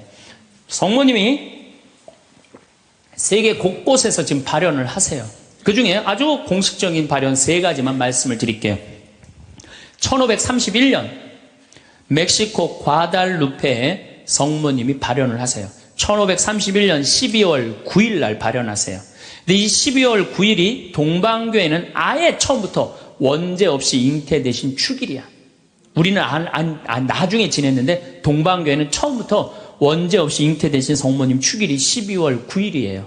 그래갖고 이날 이제 이 57살 먹은 요한 디에고라는 인디언이 있었어요. 당시에 1517년, 18년에 스페인 사람들이 멕시코를 점령해요. 그러니까 10년, 15년도 안 된 거예요. 그래갖고 이 사람은 세례를 받았어. 요한 디에고라는 사람은 세례를 받았는데 부인도 죽고 자식도 없는 사람이야. 오로지 그냥 3시간 걸어서 미사 참례 다니는 사람이야. 토요일 날 이제 성당을 간다고 갔는데 테페악이라는 언덕에 딱 올라섰는데 기가 막히 아름다운 음악이 들리고 코를 찌르는 기가 막힌 향내가 나는 거야. 가보니까 너무 아름다운 부인이 서 있는 거야. 성모님이. 성모님이 딱 나타나갖고 요한 디에고, 나는 탄식하는 이들의 위로의 어머니고 도움을 청하는 이의 어머니다. 나의 사랑을, 하느님의 구원을 온 세상에 전하기 위해서 이 언덕에 성당을 지라고 주마라가 주교한테 가서 얘기를 해라. 당시에 스페인 1대 주교가 와 있었어요. 주교한테 가서 얘기를 하라는 거야. 요한 디에고는 성모님을 너무 명명백백하게 봤기 때문에 의심하지 않고 주교관을 쫓아가요. 근데 이게 멕시코 사람이야. 완전히 까만 인디안이야. 그런데 주교관에 딱 갔더니 입구에서부터 못 들어오게 막는 거예요. 문지기들이. 어딜 들어오느냐고. 아니 난 꼭 가야 된다고. 나 좀 들여다 보내달라고. 그래갖고 그냥 문지기들이 왔다 갔다 했는데 주교님 뭐냐 그러니까 아니 주교님 만나러 왔다고 들여보내라고. 그랬더니 요한 디에고가 내가 성모님을 만났는데 성모님께서 주교님한테 그 테페악이라는 산에다가 성당을 지나라고 전해주라고 그랬다고. 여러분들이 지금 남산을 가는데 남산 꼭대기 가는데 성모님이 딱 나타났어요. 너무 아름다운 모습으로. 마리아, 데레사 이렇게 합시다. 데레사, 너 우리 추기경님한테 가갖고 이 나의 사랑을 온 세상에 대한민국에 전하기 위해서 남산 꼭대기에 성당을 지라고 가서 전해라. 분명히 성모님을 봤어요. 그래갖고 여러분들이 이제 명동에 가갖고 추기경님한테 내가 성모님을 만났는데 남산 꼭대기에다 성당을 지라고 그랬다고. 그럼 추기경님 아유 잘 알겠습니다. 그리고 짓겠습니다. 그럴 것 같아요? 명동에 가면 약간 정신 나간 여자 3명 있어요. 4번째 등극하는 거 4번째. 네. 성모님 본 사람들 다 처음에 무슨 대접받아요? 다 미친 사람 대접받아. 다. 그러니까 주교님이 뭐라고 그러냐면은 이상한 소리 하지 말아라. 가라 그래요. 네가 정말이라면 나중에 얘기하자 그래요. 그래갖고 성모님이 내가 기다리고 있겠다 그래요. 그래갖고 다시 태평이라는 산에 가요. 성모님한테 그래요. 성모님 전했느냐? 성모님 얘기를 전하긴 전했는데 주교님이 안 믿는 것 같다고. 그랬더니 성모님이 뭐라고 그러냐면은 그렇다면 내일 가서 또 전해라 그래요. 난 참 성모님도 답답해요. 아니 그게 그렇게 중요하면 당신이 가서 얘기하면 될 거 아니야. 아 왜 그 저기 뭐 57살 먹은 보면은 벨라 됐다 그 다음에 루시아 다 똑같아. 제대로 배우지도 못하고 가난한 사람한테 나타나고 꼭 힘들게 해. 그래서 내가 기도 때 한번 따졌어요. 성모님 아니 나타내려면 신부나 주교나 뭐 이런 사람한테 나타나갖고 확실하게 하지 왜 그렇게 사람들 힘들게 하느냐고 그랬더니 성모님이 하느님의 영광은 어린아이 순수한 미천한 사람을 통해서 드러나는 것이다 그러시더라고요. 그래서 그건 이제 앞으로 안 따지기로 했어 내가. 그래갖고 이 요한 디에고는 다음 날 주교님을 또 찾아가요. 또 문지기들이 모욕을 주죠. 이런 무식한 원주민 인디안이 어디 감히 주교를 만나느냐고. 그래도 요한 디에고는 애절하게 주교님을 만나자고 원해요. 하도 그러니까 어쩔 수 없이 주교님을 만나게 해줘요. 그러니까 주교님이 이틀째 연속 오니까 그래? 만약에 네가 정말로 성모님을 봤다면 증표를 갖고 와라 그래. 증표를. 내가 갖고 올 수 있다고 성모님 분명히 봤으니까. 12월 10일 날. 그래갖고 이제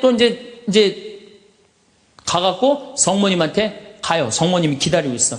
그래, 전했느냐? 그러니까 전했는데 주교님이 성모님한테 증표를 갖고 오라고 그랬다고. 그러니까 성모님 내일 오면 내가 증표를 주마 그래요. 12월 11일 날이 됐어요. 그래갖고 이제 이 요한 디에고가 가려고 그랬는데 요한 디에고 부인도 없고 자식도 없는데 삼촌 베르나르도라는 삼촌이 작은 아버지가 한 분 있는데 열병에 걸려갖고 돌아가시려고 그래요. 그러니까 병간호를 막 하는 거예요. 병간호 하느냐고 성모님한테 가긴 가야 되는데 이거 삼촌은 죽으려고 그러고 그래갖고 못 가요. 난 또 요한 디에고도 참 답답한 사람이야. 아니 그 대단한 성모님한테 가갖고 낫게 해달라고 하면 될 거 아니야. 그걸 또 그냥 자기가 간호한다고. 다음 날은 프란치스코 수도의 신부님 병자성사 죽을 것 같으니까 프란치스코 수도의 신부님 병자성사 모시러 간다고. 요한 디에고가 얼마나 재미있냐면은 테페하게라는 산을 비껴가요. 성모님 만날까봐. 지금 누가 더 중요하다고? 이 본당심이 더 중요하다 이거야. 병자성사 봐야 된다고 막 가는데 성모님이 물어봐. 너 어디 가냐고. 어디 가냐고 물어봐요. 그러니까 아니 삼촌이 작은아버지가 죽으려고 그래서 모시러 간다고. 걱정하지 말아라. 작은아버지 내가 치료해 줄 테니까 너 저 언덕에 올라가 봐라. 올라가 보니까 이 멕시코 시티가 2000m 상공에 있는 도시예요. 12월 달이면 굉장히 추운 도시예요. 그런데 장미가 펴 있는 거야. 가득. 그래갖고 너무 신이 나갖고 이 요한 디에고는 저기 멕시코 인디안들은 모자 동그란 거 쓰죠. 그 다음에 이 망토 쓰죠. 그 망토를 틸마라고 그래요. 이 틸마는 뭘로 엮느냐면 선인장에서 뽑아갖고 섬유를 뽑아갖고 이 아주 거친 섬유질로 돼 있는 그 망토예요. 그 망토에다 선인장을 따요. 막 따갖고 막 너무 흥분해갖고. 그러니까 성모님이 그걸 보더니 웃으면서 가지런히 놔줘요. 내가 가지런히 놔주마. 가지런히 놔줘갖고 등에다 져요. 등에다 져갖고 너무 신이 나갖고 주교관에 가요. 주교관에 가갖고 이제 가려고 그랬더니 막 향이 나고 그러니까 문지기들이 이게 뭐냐 그러니까 이거 줘라 그러니까 안 된다고. 이거 주교님한테 갖다 줘야 된다고. 그래갖고 그 주교님 앞에 가갖고 증표 갖고 왔다고 장미를 딱 떨어뜨리는데 이 주교님은 장미에는 전혀 관심이 없는 거야. 그 틸마에 갑자기 무릎을 꿇더니 눈물을 흘리면서 키스를 하는 거야.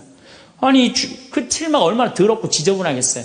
왜 그러나 우리가 틸마를 내려봤더니 자기가 본 성모님이 그 틸마에 새겨져 있는 거야. 그대로.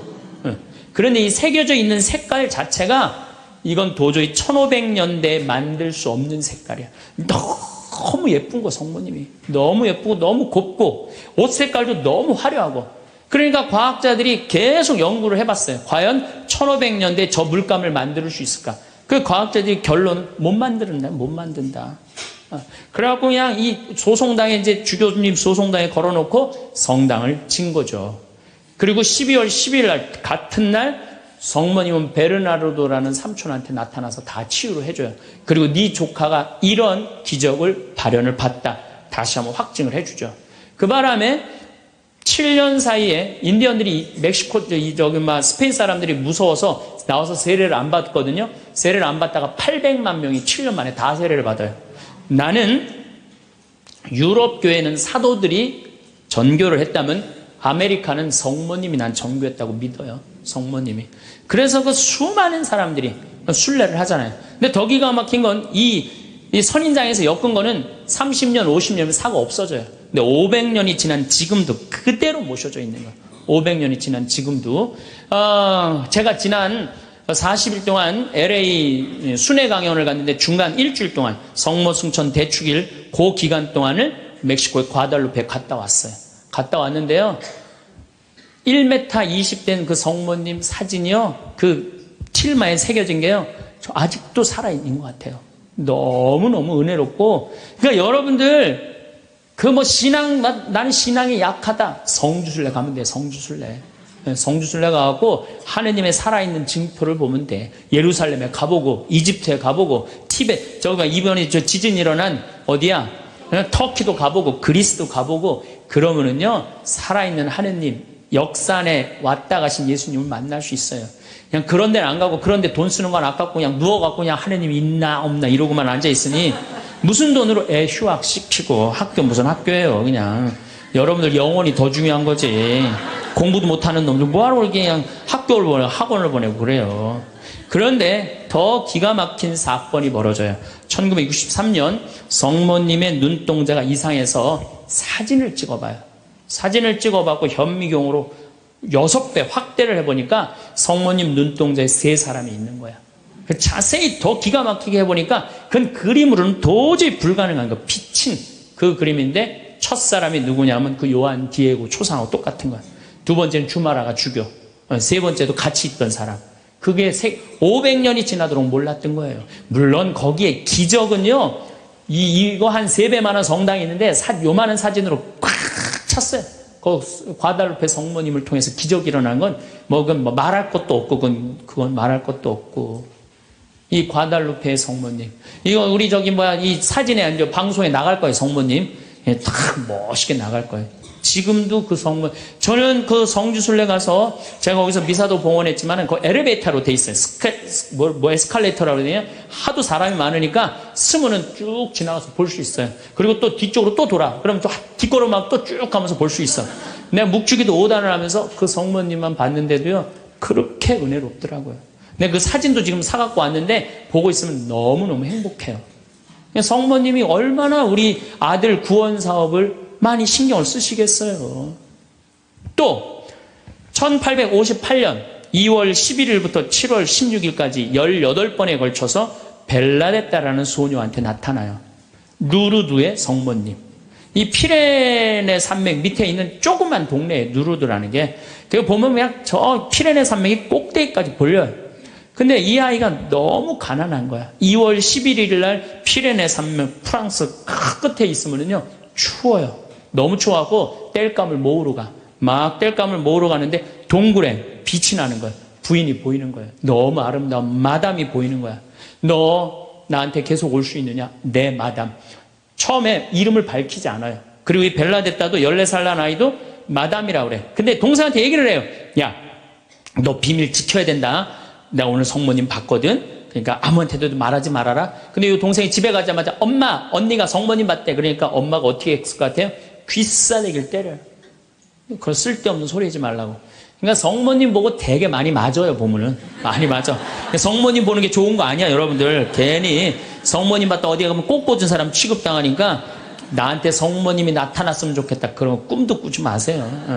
쓸데없는 소리 하지 말라고. 그런데 계속 나가요. 그런데 2월 25일 날 성모님이 자꾸 그 동굴 밑을 파라는 거야. 자꾸 파니까 물이 솟아나오는 거야. 거기 씻어라. 그 사람들이, 제가 성모님을 봤다니까 사람들이 모이기 시작하는 거야. 자꾸 모이기 시작하는데 그 눈병이 온 사람이 그걸 씻으니까 싹 낫기 시작하는 거야. 하루에 40만 리터씩 물이 펑펑 쏟아져 나오는 거죠. 그러니 자꾸 사람들이 이제 물어보니까 본당 신부님이 벨라데타를 불러요. 얘야, 너 그분을 만나면, 성모님을 만나면 이름이 뭐냐고 물어봐라. 그랬더니 벨라데타가 맹랑한 소리를 해요. 그분은 성모님이 아니다. 그분은 그냥 부인이다. 너무 아름다운 파란 띠를 한. 여러분, 루르드 성모님 파란 띠 아시죠? 파란 띠를 한 부인이다. 부인, 마담이다. 글쎄, 마담이든 뭐든 이름을 좀 알아갖고 와라. 그래갖고 3월 25일 날, 중요한 성모 용보 축일이죠? 만났어요. 만나고 이렇게 물어봐요. 마담, 본당 신부님이 이름이 뭔지 알아보라고 그랬다고. 그랬더니 성모님이 내 이름은 꾸에소에 에라 임마꿀라타 콘셉시우다. 딱 그래요. 얘는 라틴어를 배운 적도 없는 애야. 그리고 그 피렌체 언어를 쓰는 아이야. 라틴어를 배운 적도 없는 아이인데 성모님이 꾸에소에 에라 임마꿀라타 콘셉시우 이러니까 그거 안 까먹으려고 막 입술로 막 되네요. 꾸에소에 에라 임마꿀라타 콘셉시우. 그래갖고 본당 신부 문을 확 열면서 이름 알아왔다고. 뭐라고 그러느냐? 꾸에소에 에라 임마꿀라타 콘셉시우랍니다. 그랬더니 본당 신부, 너 그 무슨 뜻인지 어떻게 아느냐? 그랬더니 벨라데타가 뭐라고 하냐면, 난 무슨 뜻인지 나 안 잊어먹으려고 이게 외우느냐고 죽을 뻔했다고. 정말로 그래요. 정말로. 너무 힘들었다고. 그래갖고 본당 신부한테 얘기를 했는데 깜짝 놀라는 거, 본당 신부가. 왜 놀라느냐면 그게 무슨 뜻이냐면은 라틴어인데 임마꿀라타가 깨끗하다라는 뜻이야. 콘셉시오라는 게 임신했다라는 거. 원죄 없이 잉태된 교리가 1854년에 반포가 돼요. 4년 전에 교황청에서. 그런데 성모님은 항상 당신에 대한 교리가 반포되면 발현을 통해서 꼭 알려줘요. 확증을 시켜주는 거죠. 그러니까 이게 발현인가 보다. 그래갖고 거기서 이제 성당을 짓고 수많은 사람들이 순례를 하고 거기에 이제 물이 펑펑 쏟아져 나와갖고 어떻게 수많은 사람들이 기적을. 그래갖고 거기도 의사들이 있어요. 이 자연 치유냐 기적이냐. 뭐 기적을 함부로 해주는 건 아니지만 그래 거기 간 사람들이 다 그 물 먹고 많이 낫고 그러잖아요. 나는 그 루르드에 가서 난 루르드도 갔어요. 루르드도 어디야 테페야 과달루페도 가고 루르드도 갔어. 나도 거기서 가서 세례했어요. 루르드에 나는 물에 들어가고 이렇게 기도했어요. 난 여기 온 걸로 족하니까 제발 나한테 기적 일으키지 말라고. 난 지금도 충분하다고. 그것만 해도 충분하죠. 이게 바로 루르드의 성모님이에요. 자, 세 번째 발현. 1917년 포르투갈 파티마의 발현이에요. 많이 들어보셨죠? 이 발현은 더 특별해. 9살 루시아, 8살 히아친타, 6살 프란치스코. 이 세 꼬마한테 나타나는. 얘네들 역시 당연히 뭘 몰라? 글 모르는 아이들이에요. 목동이에요, 목동. 맨날 양 풀어놓고 놀던 아이들이에요. 그런데 이 아이들은 더 특별한 일이 벌어집니다. 어떤 일이 벌어지느냐 하면은 1916년에 이 1차 세계대전 막 끝날 때 1916년에 천사가 나타나요. 3번 나타나요. 너희들한테는 특별한 분이 올 거니까 묵주기도를 열심히 해라. 이렇게 얘기를 해요. 마지막에는 성체까지 영해줘요. 천사가. 특별한 경우죠. 그래갖고 5월 13일 날 1917년 5월 13일 날 이날도 이 아이들이 막 양 풀어놓고 신나게 노는데 성모님이 떡갈나무 위에 탁 나타나는 거예요. 너무 아름다운 성모님이. 그래갖고 루시아, 히아친타, 프란치스코 너희들 매달 13일 날 여기 와줄 수 있겠느냐. 네, 오겠습니다. 나는 로사리오의 모후다. 여러분들 이 성모님이 그 유명한 그 계시가 뭐예요? 죄인들의 회개. 그렇죠? 그 다음에 또 뭐가 있어요? 연옥 영혼들을 위해서 기도하고 그 다음에 공산주의 회개를 위해서 기도하라는 그 세 가지 성모님이 내리신 계시죠. 뭐 당연한 거죠. 그런데 7월 13일 날은 이 루시아가 천당, 지옥, 연옥을 세 개를 다 봐요. 그리고 이 루시아는 오랫동안 살죠. 오랫동안 사는 히아친타하고 프란치스는 중간에 다 죽지만 어렸을 때 루시아한테는 특별한 성모님이 계시를 많이 했죠. 근데 9월 달에 사람들이 3만 명이 모여요. 3만 명이. 왜 3만 명이 모이냐면 자꾸 너무너무 유명해지니까. 그런데 이때 꽃비가 막 내리는 거야. 근데 사람들한테 올 땐 다 녹아내리는 3만 명이 다 같이 경험을 하는 거예요. 10월 달에는 마지막 발현 때는 7만 명이 모여요. 7만 명이. 그런데 전날부터 폭우가 쏟아지는 거야. 폭우가 막 쏟아지고 그 차가 얼마나 많이 모였냐. 100대가 모여요. 100대. 1917년에 차 100대면요. 엄청나게 많은 거예요. 마차 뭐 130대, 뭐 자전거 뭐 100몇 대.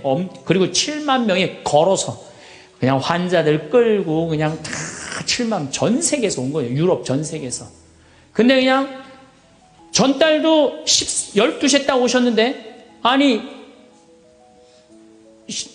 10월 13일 날 12시에 성모님이 나타난다는데 계속 폭우가 쏟아지는데 안 나타나는 거예요. 그러니까 성모님이 안 나타나니까 그 신부님이 뭐라 그래요? 한 신부님이 뭐라 그러냐면은 내가 이거는 일부러 여러분들 읽어주려고 내가 적어 갖고 왔어요.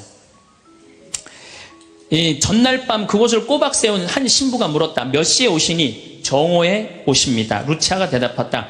그 신부는 시계를 본 후 다시 루치아를 보며 봐, 지금이 정오란 말이야. 그 부인은 거짓말쟁이라고 우리에게 말할 셈이니 그 신부는 참지 못하고 어린이들을 의심쩍어 했다. 그리고 또 시계를 보았다. 하지만 정오가 넘었잖아. 여러분 모두가 한 사이라는 것을 모르시겠습니까? 있을 수 없는 일입니다. 성모님의 발현은 없다는 거예요. 집으로 가세요. 다들 집으로 가세요. 이래요. 근데 루시아는 부인께서 오신다고 하셨습니다. 신부님, 전 그분께서 약속을 지킬 것을 믿고 있습니다. 12시에 오기로 했는데 성모님이 안 오기로 루시아가 얘기를 했는데 근데 1시에 갑자기 비가 그쳐요.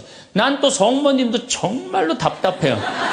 아니 12시에 오기로 했으면 12시 와야 될 거 아니야. 왜 1시간 동안 애를 괴롭혀 애들을. 1시에 갑자기 비가 멎치고 구름이 걷히는 거예요. 거치면서 태양이 비치는데 기가 막힌 장면이 벌어지는 거예요. 태양이 돌면서 무지개 색깔이 나면서 그리고 의심을 품었던 많은 사람들이 와요. 여기도 이제 그 내용이 나와요. 의심을 품었던 사람들이 뭐라고 그러냐면 하느님 우리 죄를 용서해 주소서 이렇게 얘기를 해요.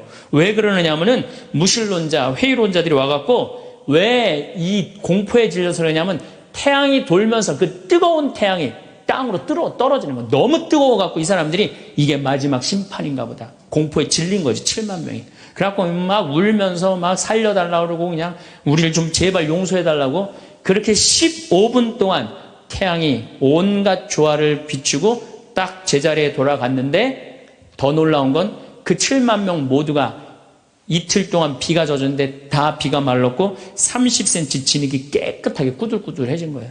7만 명이 완전히 뭐 한두 명이 본 게 아니라 그 사진을 보면요 다 이러고 쳐다보고 있는 거예요. 하늘을. 이게 바로 파티마의 성모님이에요. 이렇게 아니 온 세상에 하느님의 현존하심이 명명백백한데 그래 난 파티마는 내년 2월 달에 또 성주순례 가요. 나는 돈 생기면 무조건 성주순례 가자. 이게 내 신조예요. 네, 네.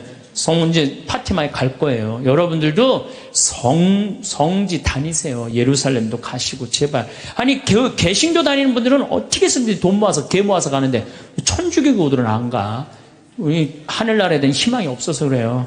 어떻게 해서든 이 세상에서 복 받으려고 돈 조금 쓰는 거 아까운 거야. 내가 첫날 말했죠. 돈은 쓴 것만 내 돈이에요. 여러분들 아껴봤자 아무 소용 없어요. 그것도 성주순례 가기 위해서 어떻게 쓰셔요. 네. 자, 그렇다면은 아직도 나는 의심이 간다. 그렇다면 내가 가장 확실한 증거를 하나 댈게요. 그게 뭐냐면 예수님이에요. 예수님. 예수님이라는 분이 2000년 전에 이 세상에 왔다 가셨어요. 아니 그분이 안 왔다 갔다 하면 베드로라는 존재가 탄생했겠어요? 안 탄생했겠어요? 베드로라는 사람은 탄생할 수가 없어요. 베드로, 2대 교황 리노, 3대 교황 클레토, 4대 교황 클레멘스, 알렉산더, 식스토 이래갖고 지금 교황이 265대예요. 2000년 동안 한 번도 끊어지지 않고 그 전승이 내려온 거예요. 예수님의 살아있는 모습을 보고. 근데 베드로라는 인물이요 어떤 인물이냐면은 어부였어요. 그 갈릴레 호수의 어부였어요. 그건 사나이 중에 사나이였어요. 남자 중에 남자였어요. 예수님 정말로 지켰던 사람이에요. 마지막에 배신 좀 해서 그렇지. 예. 그런데 마지막에 예수님을 배신합니다. 정말로. 왜냐하면 그 스승이 그렇게 허망하게 죽을 줄은 꿈에도 몰랐거든. 그래갖고 배신하고 도망가 버려요. 예. 그런데 부활했다는 거야. 그래도 안 믿어요. 그래도 안 믿고 어떻게 갈릴레 호수가 물고기를 잡아요. 또 나타난 거야. 미치는 거지 베드로는. 아니 그냥 죽었으면 한 일주일 후나 한 달 후에 나타나면 얼마나 좋아. 계속 3일 만에 계속 나타나네. 그러니까 물속에 뛰어들고. 그리고 40일 동안 예수님하고 생활하면서 이 사람의 인생은 완전히 바뀌어요. 어떻게 바뀌느냐. 베드로가요 대단한 말 하지 않아요. 돌아다니면서 내가 예수님을 만났는데 이 예수님이 십자가에 못 박혀서 처참하게 돌아가셨는데 3일 만에 부활하셨다. 자, 내 예를 들면 좀 그렇고 여러분들 만약에 본당 신부님이 죽었는데 3일 만에 다시 살아났어. 완전히 땅까지 다 묻어놨는데 3일 만에 주일날 딱 나타나갖고 나하고 같이 밥 먹자 그러고 강론을 했어. 여러분들 주에 나가갖고 우리 신부님 죽었는데 3일 만에 살아나왔다고 얘기할 것 같아 안 할 것 같아요? 아마 온 세상 돌아다니면서 얘기할 거예요. 그렇죠? 그 경험이 베드로한테 있었던 거예요. 그 예수님을 40일 동안 보고 가만히 있을 수가 없었던 거야. 이젠 죽음도 불사하는 거지. 그 12제자가 다 같이 경험한 제자 11제자가 온 세상을 돌아다니면서 그걸 전한 거예요. 그 전한 게 지금까지 우리한테 내려온 거야.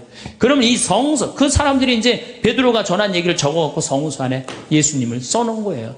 우리가 성서에 예수님의 한 말씀은 살아 움직이는 그분의 2000년 전의 현존이야, 현존. 그것만 읽어도 가슴이 아마 미어 터질 것 같아요.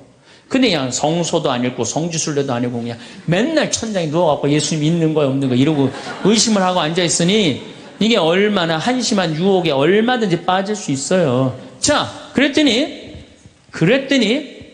이제 여러분들 이제 오늘 이제 신앙심이 생겼어. 좀 생겼어요? 네. 그래, 맞아. 생겼어. 이제 하느님은 확실히 계신 거야. 성모님도 있고 예수님도 있고. 오늘은 굳건한 마음으로 믿음으로 돌아갔어. 오늘 잘 때요. 악마가 와서 뭐라고 그럴 것 같아요. 야, 그거 신부님 그거 개인적인 얘기지. 그걸 아니야. 있긴 뭐가 있어. 없어. 계속 끊임없이 유혹받아요. 그렇다면 우리가 이 유혹에 안 빠지려면은 어떻게 해야 되느냐. 유혹에 안 빠지려면은요 끊임없이 기도해야 돼. 그렇죠? 네. 그 다음에 항상 기뻐해야 돼. 신앙인의 기본은 뭐예요? 항상 기쁜 거예요. 기쁜 사람은요, 유혹에 안 빠져요. 왜? 이 기쁜 사람은요, 욕심이 없어요. 어떤 사람이 유혹에 많이 빠지면 욕심이 많은 사람이 유혹에 빠져요. 예, 그래갖고 그냥 늘 미움, 분노 이런 사람들이 유혹에 빠지는 거. 더 가지려고 그러는 사람. 욕심이 없는 사람은 항상 기쁠 수 있어. 그 다음에 끊임없이 기도하는 사람. 매일 미사 참여 다니고 묵주기도 열심히 하고 이런 분들 또 피정 열심히 따라다니고 이게 끊임없이 기도하는 거. 이런 사람 유혹에 안 빠져요. 그 다음에 어떤 사람이 유혹에 안 빠지냐면 어떤 처지에서든 감사하는 사람. 이 사람들 유혹에 안 빠져요. 내가 나이 50이 넘었다면 이제는 인생관을 바꿔야 한다. 성공한 사람들을 보면 크게 두 부류로 나뉘는 걸 알 수 있습니다. 하나는 자신이 성공했다고 여기저기 떠벌리고 다니는 사람들, 그리고 또 하나는 조용히 아무 말 없이 자기 삶을 사는 사람들입니다. 우리는 흔히 성공을 하면 자연스럽게 자랑하고 싶어질 거라고 생각하죠. 좋은 차를 사고 비싼 시계를 차고 SNS에 멋진 사진을 올리고 싶을 겁니다. 왜냐하면 그렇게 하면 남들이 나를 더 인정해 줄 거라고 믿으니까요. 하지만 현실은 그렇지 않습니다. 오히려 진짜 성공한 사람들은 그렇게 행동하지 않습니다. 왜냐하면 보여줄 필요가 없기 때문입니다. 돈이 많다고 높은 자리에 있다고 유명하다고 해서 굳이 그걸 드러낼 필요는 없습니다. 그걸 아는 사람들은 이미 알고 있고 모르는 사람들은 알 필요가 없죠. 그런데도 굳이나 성공했다고 떠드는 사람들이 있습니다. 그런 사람들은 왜 그럴까요? 간단합니다. 그 사람들은 사실 그렇게까지 성공한 게 아니기 때문입니다. 우리는 종종 SNS에서 성공한 사람들을 봅니다. 해외여행을 가고 고급 레스토랑에서 밥을 먹고 멋진 차를 타고 다니는 모습? 그런데 가만히 보면 그런 걸 보여주는 사람들은 언제나 뭔가를 팔고 있습니다. 강의를 팔든 자기 브랜드를 홍보하든 아니면 단순히 자기 자존감을 유지하려고 하든 간에 결국 목적이 있는 거죠. 진짜 부자들은 그렇게 하지 않습니다. 오히려 조용히 아무도 모르게 자기 일을 합니다. 왜냐하면 자랑해서 얻을 게 없기 때문입니다. 오히려 괜히 잘난 척했다가 사람들에게 이용당하거나 시기와 질투를 받거나 쓸데없는 오해를 사는 게 더 피곤합니다. 이건 단순한 돈 이야기가 아닙니다. 사회적인 성공을 이룬 사람들도 마찬가지입니다.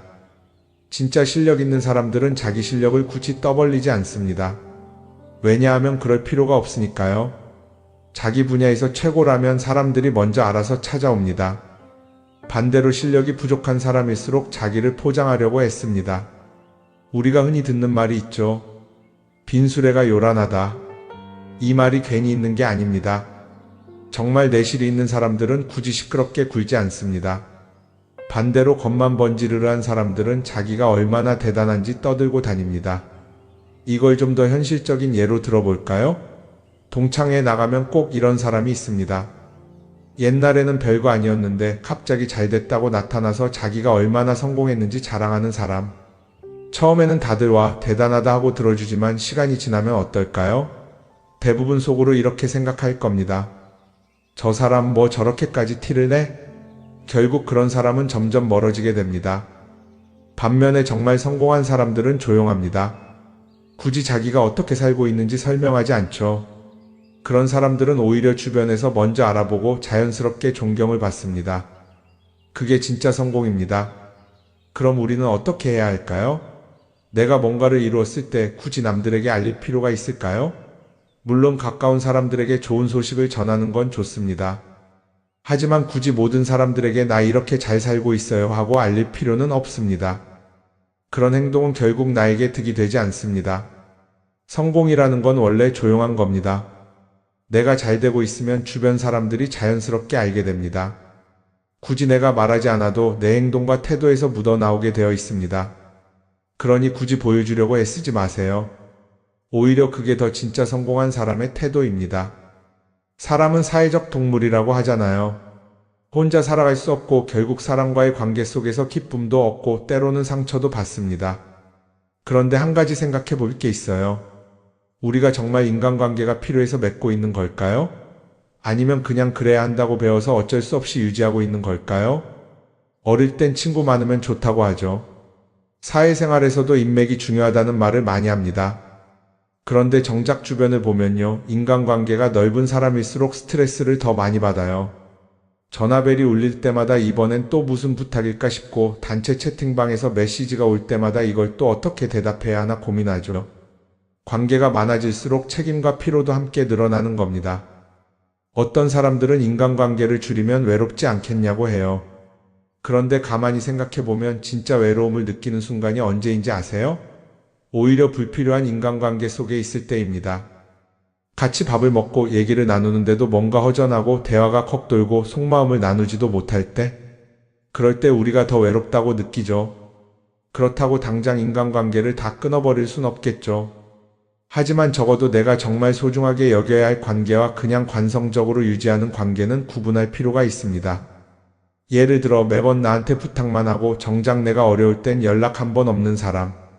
내가 실수하면 뒷담화를 하면서 내 앞에서는 웃는 사람. 이런 관계를 굳이 계속 이어갈 이유가 있을까요?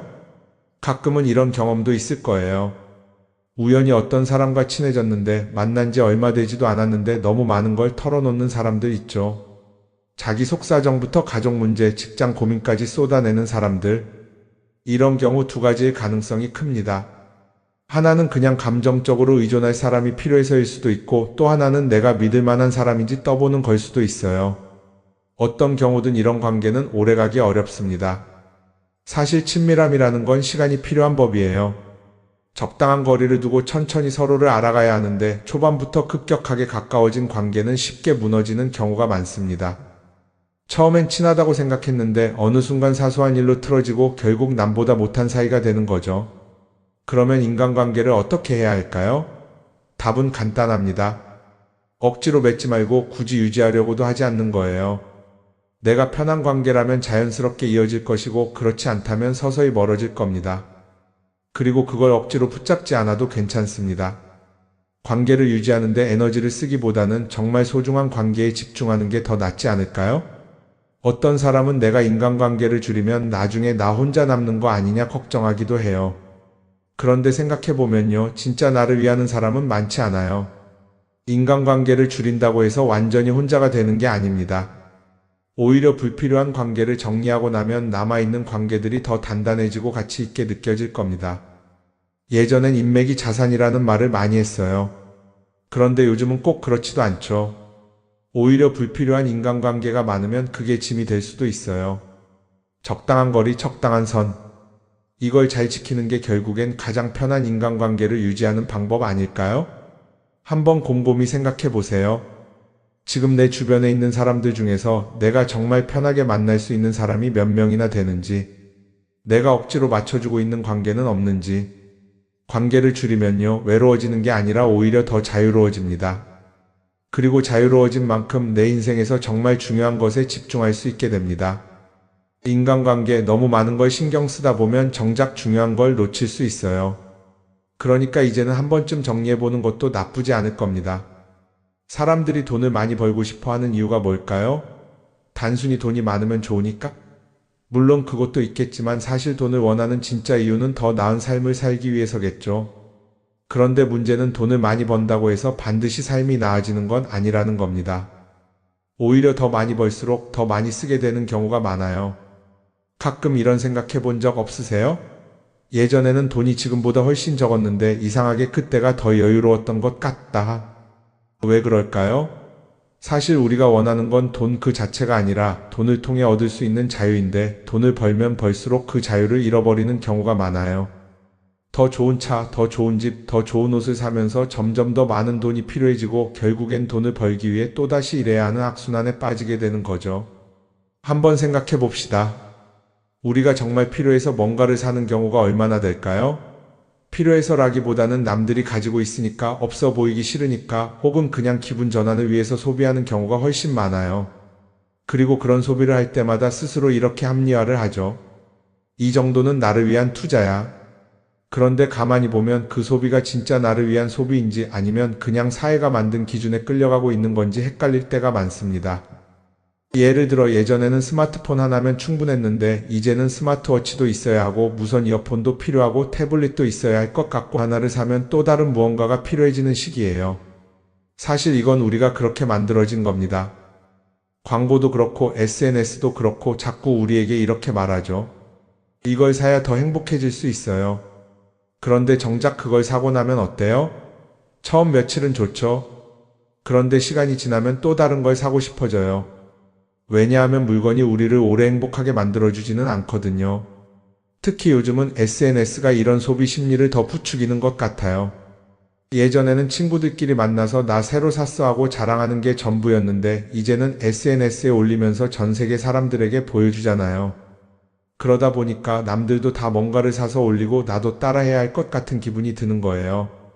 그런데 중요한 건 그 사람들도 사실은 나와 똑같은 기분이라는 겁니다. 내가 남을 부러워하는 만큼 나도 누군가에게 부러움을 사려고 애쓰고 있는 거죠. 결국 끝없는 비교와 소비 속에서 진짜 중요한 걸 놓치게 되는 겁니다. 한번 이렇게 생각해보면 어떨까요? 만약 내가 지금부터 딱 1년 동안 불필요한 소비를 하지 않는다면 내 삶이 어떻게 변할까? 아마 처음에는 답답할 수도 있어요. 사고 싶었던 걸 참아야 하니까. 그런데 그걸 몇 번 참고 나면 어느 순간 깨닫게 될 겁니다. 내가 굳이 이걸 안 사도 괜찮네? 그렇게 불필요한 소비가 줄어들면 자연스럽게 돈이 쌓이겠죠. 그런데 돈이 쌓이는 것보다 더 중요한 게 있어요. 바로 마음의 여유가 생긴다는 겁니다. 돈을 쓰지 않는다고 해서 불행해지는 게 아니라 오히려 소비로부터 자유로워지면서 진짜 행복을 찾을 수 있어요. 물론 이걸 실천하는 게 쉽지는 않겠죠. 우리 주변에는 소비를 부추기는 것들이 너무 많으니까요. 하지만 적어도 이런 건 해볼 수 있습니다. 뭔가를 사고 싶을 때 한 번만 스스로에게 물어보는 거예요. 이게 정말 나한테 필요한 걸까? 아니면 그냥 순간적인 욕심일까? 만약 그 질문을 던졌을 때 5초 안에 당연히 필요하지 라는 답이 나오지 않는다면 사실 그건 없어도 되는 물건일 가능성이 큽니다. 정말 필요한 건 고민할 필요도 없이 바로 떠오르거든요. 그러니까 이제는 한 번쯤 생각해 봐야 할 것 같아요.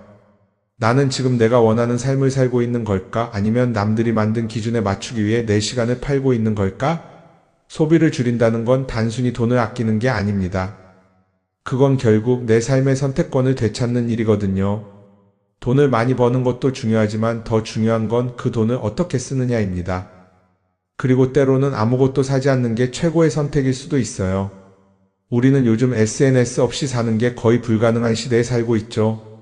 아침에 눈 뜨자마자 휴대폰을 확인하고 출근길에도 SNS를 보고 잠들기 전까지도 계속 들여다봅니다. 그러면서 남들이 어떻게 사는지 보고 나도 모르게 비교하게 되고 때로는 초조해지기도 하죠. SNS에 올라오는 사진들 한번 보세요. 맛집에서 멋진 음식을 먹고 해외여행을 다니고 좋은 옷을 입고 성공한 삶을 사는 사람들. 그런데 가만히 보면 이 사람들이 정말 행복해서 저런 사진을 올리는 걸까요? 아니면 그냥 행복해 보이고 싶은 걸까요? 실제로 SNS에 가장 많이 올라오는 사진이 뭔지 아세요? 남들이 부러워할 만한 순간들입니다. 집에서 편하게 쉬고 있는 모습이나 출근길에 지친 얼굴, 어제 먹다 남은 배달 음식 사진 같은 건 잘 안 올리죠. 대신 멋진 레스토랑, 명품 가방, 고급 호텔 같은 것들이 올라옵니다. 왜 그럴까요? 결국 SNS는 보여주기 위한 공간이기 때문입니다. 여기서 중요한 게 있어요. 우리가 SNS에서 보는 건 그 사람의 삶 전체가 아니라 편집된 일부 장면이라는 겁니다. SNS는 마치 한 편의 다큐멘터리나 영화처럼 잘 꾸며진 장면들만 보여줍니다. 그런데도 우리는 그걸 보면서 아, 저 사람은 나보다 더 행복하구나 하고 착각하죠. 예를 들어 SNS에서 한 친구가 해외여행을 가서 아름다운 풍경을 찍어 올렸다고 해볼게요. 우리는 그걸 보면서 부럽다, 나도 저렇게 살고 싶다라고 생각하겠죠. 그런데 정작 그 친구는 사진을 찍고 나서도 일 때문에 스트레스를 받고 있을 수도 있고 여행 비용을 감당하느라 카드가 걱정을 하고 있을 수도 있습니다. 그 부분은 우리는 알 수가 없죠. 그런데 문제는 이렇게 남들과 비교하는 습관이 쌓이면 결국 내 삶이 초라하게 느껴진다는 겁니다. 원래는 그냥 조용히 살아도 괜찮았는데 SNS를 보고 나면 나만 뒤처지는 것 같고 뭔가를 더 해야 할 것 같고 괜히 불안해지죠. SNS는 기본적으로 사람들의 비교 심리를 자극합니다. 남들이 가진 걸 나도 갖고 싶게 만들고 남들이 하는 걸 나도 해야 할 것 같은 기분이 들게 만들죠. 그러다 보니 필요하지도 않은 걸 사게 되고 무리해서라도 화려한 곳에 가게 되고 남들에게 보여주기 위해 사는 삶을 살게 됩니다. 그럼 어떻게 해야 할까요? 사실 정답은 간단합니다. SNS에서 보이는 것들을 고지고대로 믿지 않는 것입니다. 그리고 더 중요한 건 남과 비교하는 걸 멈추는 것이에요. 어떤 사람이 비싼 차를 타고 다닌다고 해서 그 사람이 꼭 행복한 건 아닙니다. 좋은 차를 타고 다니지만 밤마다 사업 걱정에 잠 못 이루는 사람도 많아요. 반대로 대중교통을 이용하지만 마음 편하게 사는 사람도 있죠. 결국 행복은 보이는 것이 아니라 느끼는 것입니다. SNS를 덜 보면 덜 불행해진다는 연구 결과도 있어요. 하루 종일 남의 삶을 보면서 비교하는 시간을 줄이면 내 삶에 집중할 수 있는 시간이 많아지는 겁니다. SNS를 완전히 끊을 필요는 없지만 최소한 그 안에 있는 것들이 전부 진짜라고 생각하지 않는 태도는 필요합니다. 우리는 누구나 자신만의 속도로 살아가고 있어요. 남들은 남들대로 사는 거고 나는 나대로 살면 됩니다. SNS에서 남들의 화려한 모습을 볼 때마다 한 번쯤 이렇게 생각해 보세요. 이건 그 사람이 보여주고 싶은 삶일 뿐이다. 그러면 조금은 편해질 겁니다. 사람들은 다들 자기 인생을 살아간다고 생각하죠. 그런데 가만 보면 정말 자기 인생을 사는 사람이 얼마나 될까요? 많은 사람들이 사실은 남이 만들어 놓은 기준에 맞춰서 살고 있어요. 좋은 대학, 좋은 직장, 좋은 차, 좋은 집. 다들 이런 걸 목표로 삼지만 정작 내가 원하는 삶이 뭔지 깊이 생각해 본 적이 없는 경우가 많아요. 이건 어릴 때부터 교육받아온 방식과도 관련이 있어요. 우리는 어릴 때부터 이렇게 살아야 한다는 틀 안에서 자라죠. 공부 열심히 해서 좋은 성적을 받아야 하고 좋은 직장을 가져야 하고 결혼도 적당한 때에 해야 하고 마치 인생이 정해진 수순이라도 있는 것처럼요. 그러다 보니 나 스스로 정말 원하는 걸 고민하기보다는 그냥 남들이 정해놓은 목표를 따라가게 돼요. 그런데 이렇게 남의 기준에 맞춰서 살다 보면 어느 순간 공허함을 느끼게 됩니다. 이게 정말 내가 원했던 삶인가? 하는 의문이 들 때가 오죠. 어릴 땐 성적이 목표였고 사회에 나와서는 연봉이 목표였고 결혼하고 나서는 아이 교육이 목표였는데 그 목표를 이루고 나면 허무한 거예요. 계속 뭔가를 이루긴 했는데 정작 나는 어디에 있는지 모르겠는 거죠. 진짜 중요한 건 내가 원하는 게 뭔지를 아는 것이에요. 그런데 이게 쉽지 않죠. 오랫동안 남의 기준대로 살아왔기 때문에 막상 내가 정말 원하는 게 뭐지? 하고 물어보면 선뜻 대답하기 어려운 경우가 많아요. 하지만 이 질문을 하지 않으면 우리는 평생 남이 정한 기준 속에서 살게 됩니다. 그럼 어떻게 해야 할까요? 첫 번째로 필요한 건 내가 왜 이런 생각을 하게 됐는지 스스로 점검하는 거예요. 예를 들어 내가 비싼 차를 사고 싶다고 생각한다면 그게 정말 내 필요 때문인지 아니면 남들에게 잘 보이기 위해서인지 한번 따져봐야 해요. 만약 남들이 나를 어떻게 볼까 하는 게 더 중요하다면 그건 내 기준이 아니라 사회가 만들어 놓은 기준일 가능성이 큽니다. 두 번째는 다른 사람의 의견에 휘둘리지 않는 연습을 하는 거예요. 우리는 살아가면서 끊임없이 남들의 평가를 받죠. 그 나이에 그런 걸 시작한다고? 지금 그게 가능하겠어? 이런 말들이 우리를 흔들어 놓습니다. 그런데 그런 말에 신경 쓰다 보면 결국 아무것도 하지 못하게 돼요. 중요한 건 남들이 뭐라고 하든 내가 결정하는 거예요. 물론 남의 조언을 들을 수도 있고 참고할 수도 있죠. 하지만 최종 결정은 항상 내 몫이어야 합니다. 내가 결정하고 내가 책임지는 거. 그렇게 해야 내 삶을 온전히 내 것으로 만들 수 있어요. 세 번째는 내가 한 선택에 책임지는 자세를 가지는 거예요. 많은 사람들이 무언가를 선택하고 나서도 후회하죠. 괜히 이걸 했나? 이 선택이 잘못된 건 아닐까? 그런데 한 가지 확실한 건 후회한다고 해서 과거가 바뀌지는 않는다는 거예요. 내가 한 선택이라면 그 선택이 틀렸다고 해도 받아들이고 그 안에서 최선을 다하는 게 더 중요해요. 이렇게 말하면 그럼 실수하면 어떡하죠? 라고 걱정하는 분들도 있을 거예요. 하지만 생각해보면 우리가 실수를 두려워하는 이유도 결국 남의 시선 때문이에요. 내가 실패하면 남들이 날 어떻게 볼까? 이런 걱정이 더 크죠. 그런데 남들은 생각보다 우리한테 관심이 없어요. 우리가 성공하든 실패하든 남들은 자기 삶을 사느라 바빠요. 그러니까 내 인생의 주인은 결국 나 자신이라는 걸 명확히 할 필요가 있어요. 내 선택을 하고 그 선택에 책임지면서 남이 아니라 나에게 맞는 길을 찾는 것. 그게 진짜로 내 삶을 살아가는 방법이 아닐까요? 어쩌면 우리는 너무 오랫동안 이렇게 살아야 한다는 틀 속에 갇혀 있었는지도 모릅니다. 하지만 이제는 한 번쯤 생각해 봐야 합니다. 나는 진짜 내 삶을 살고 있는가? 그리고 만약 아니라면 지금부터라도 조금씩 바꿔보면 어떨까요?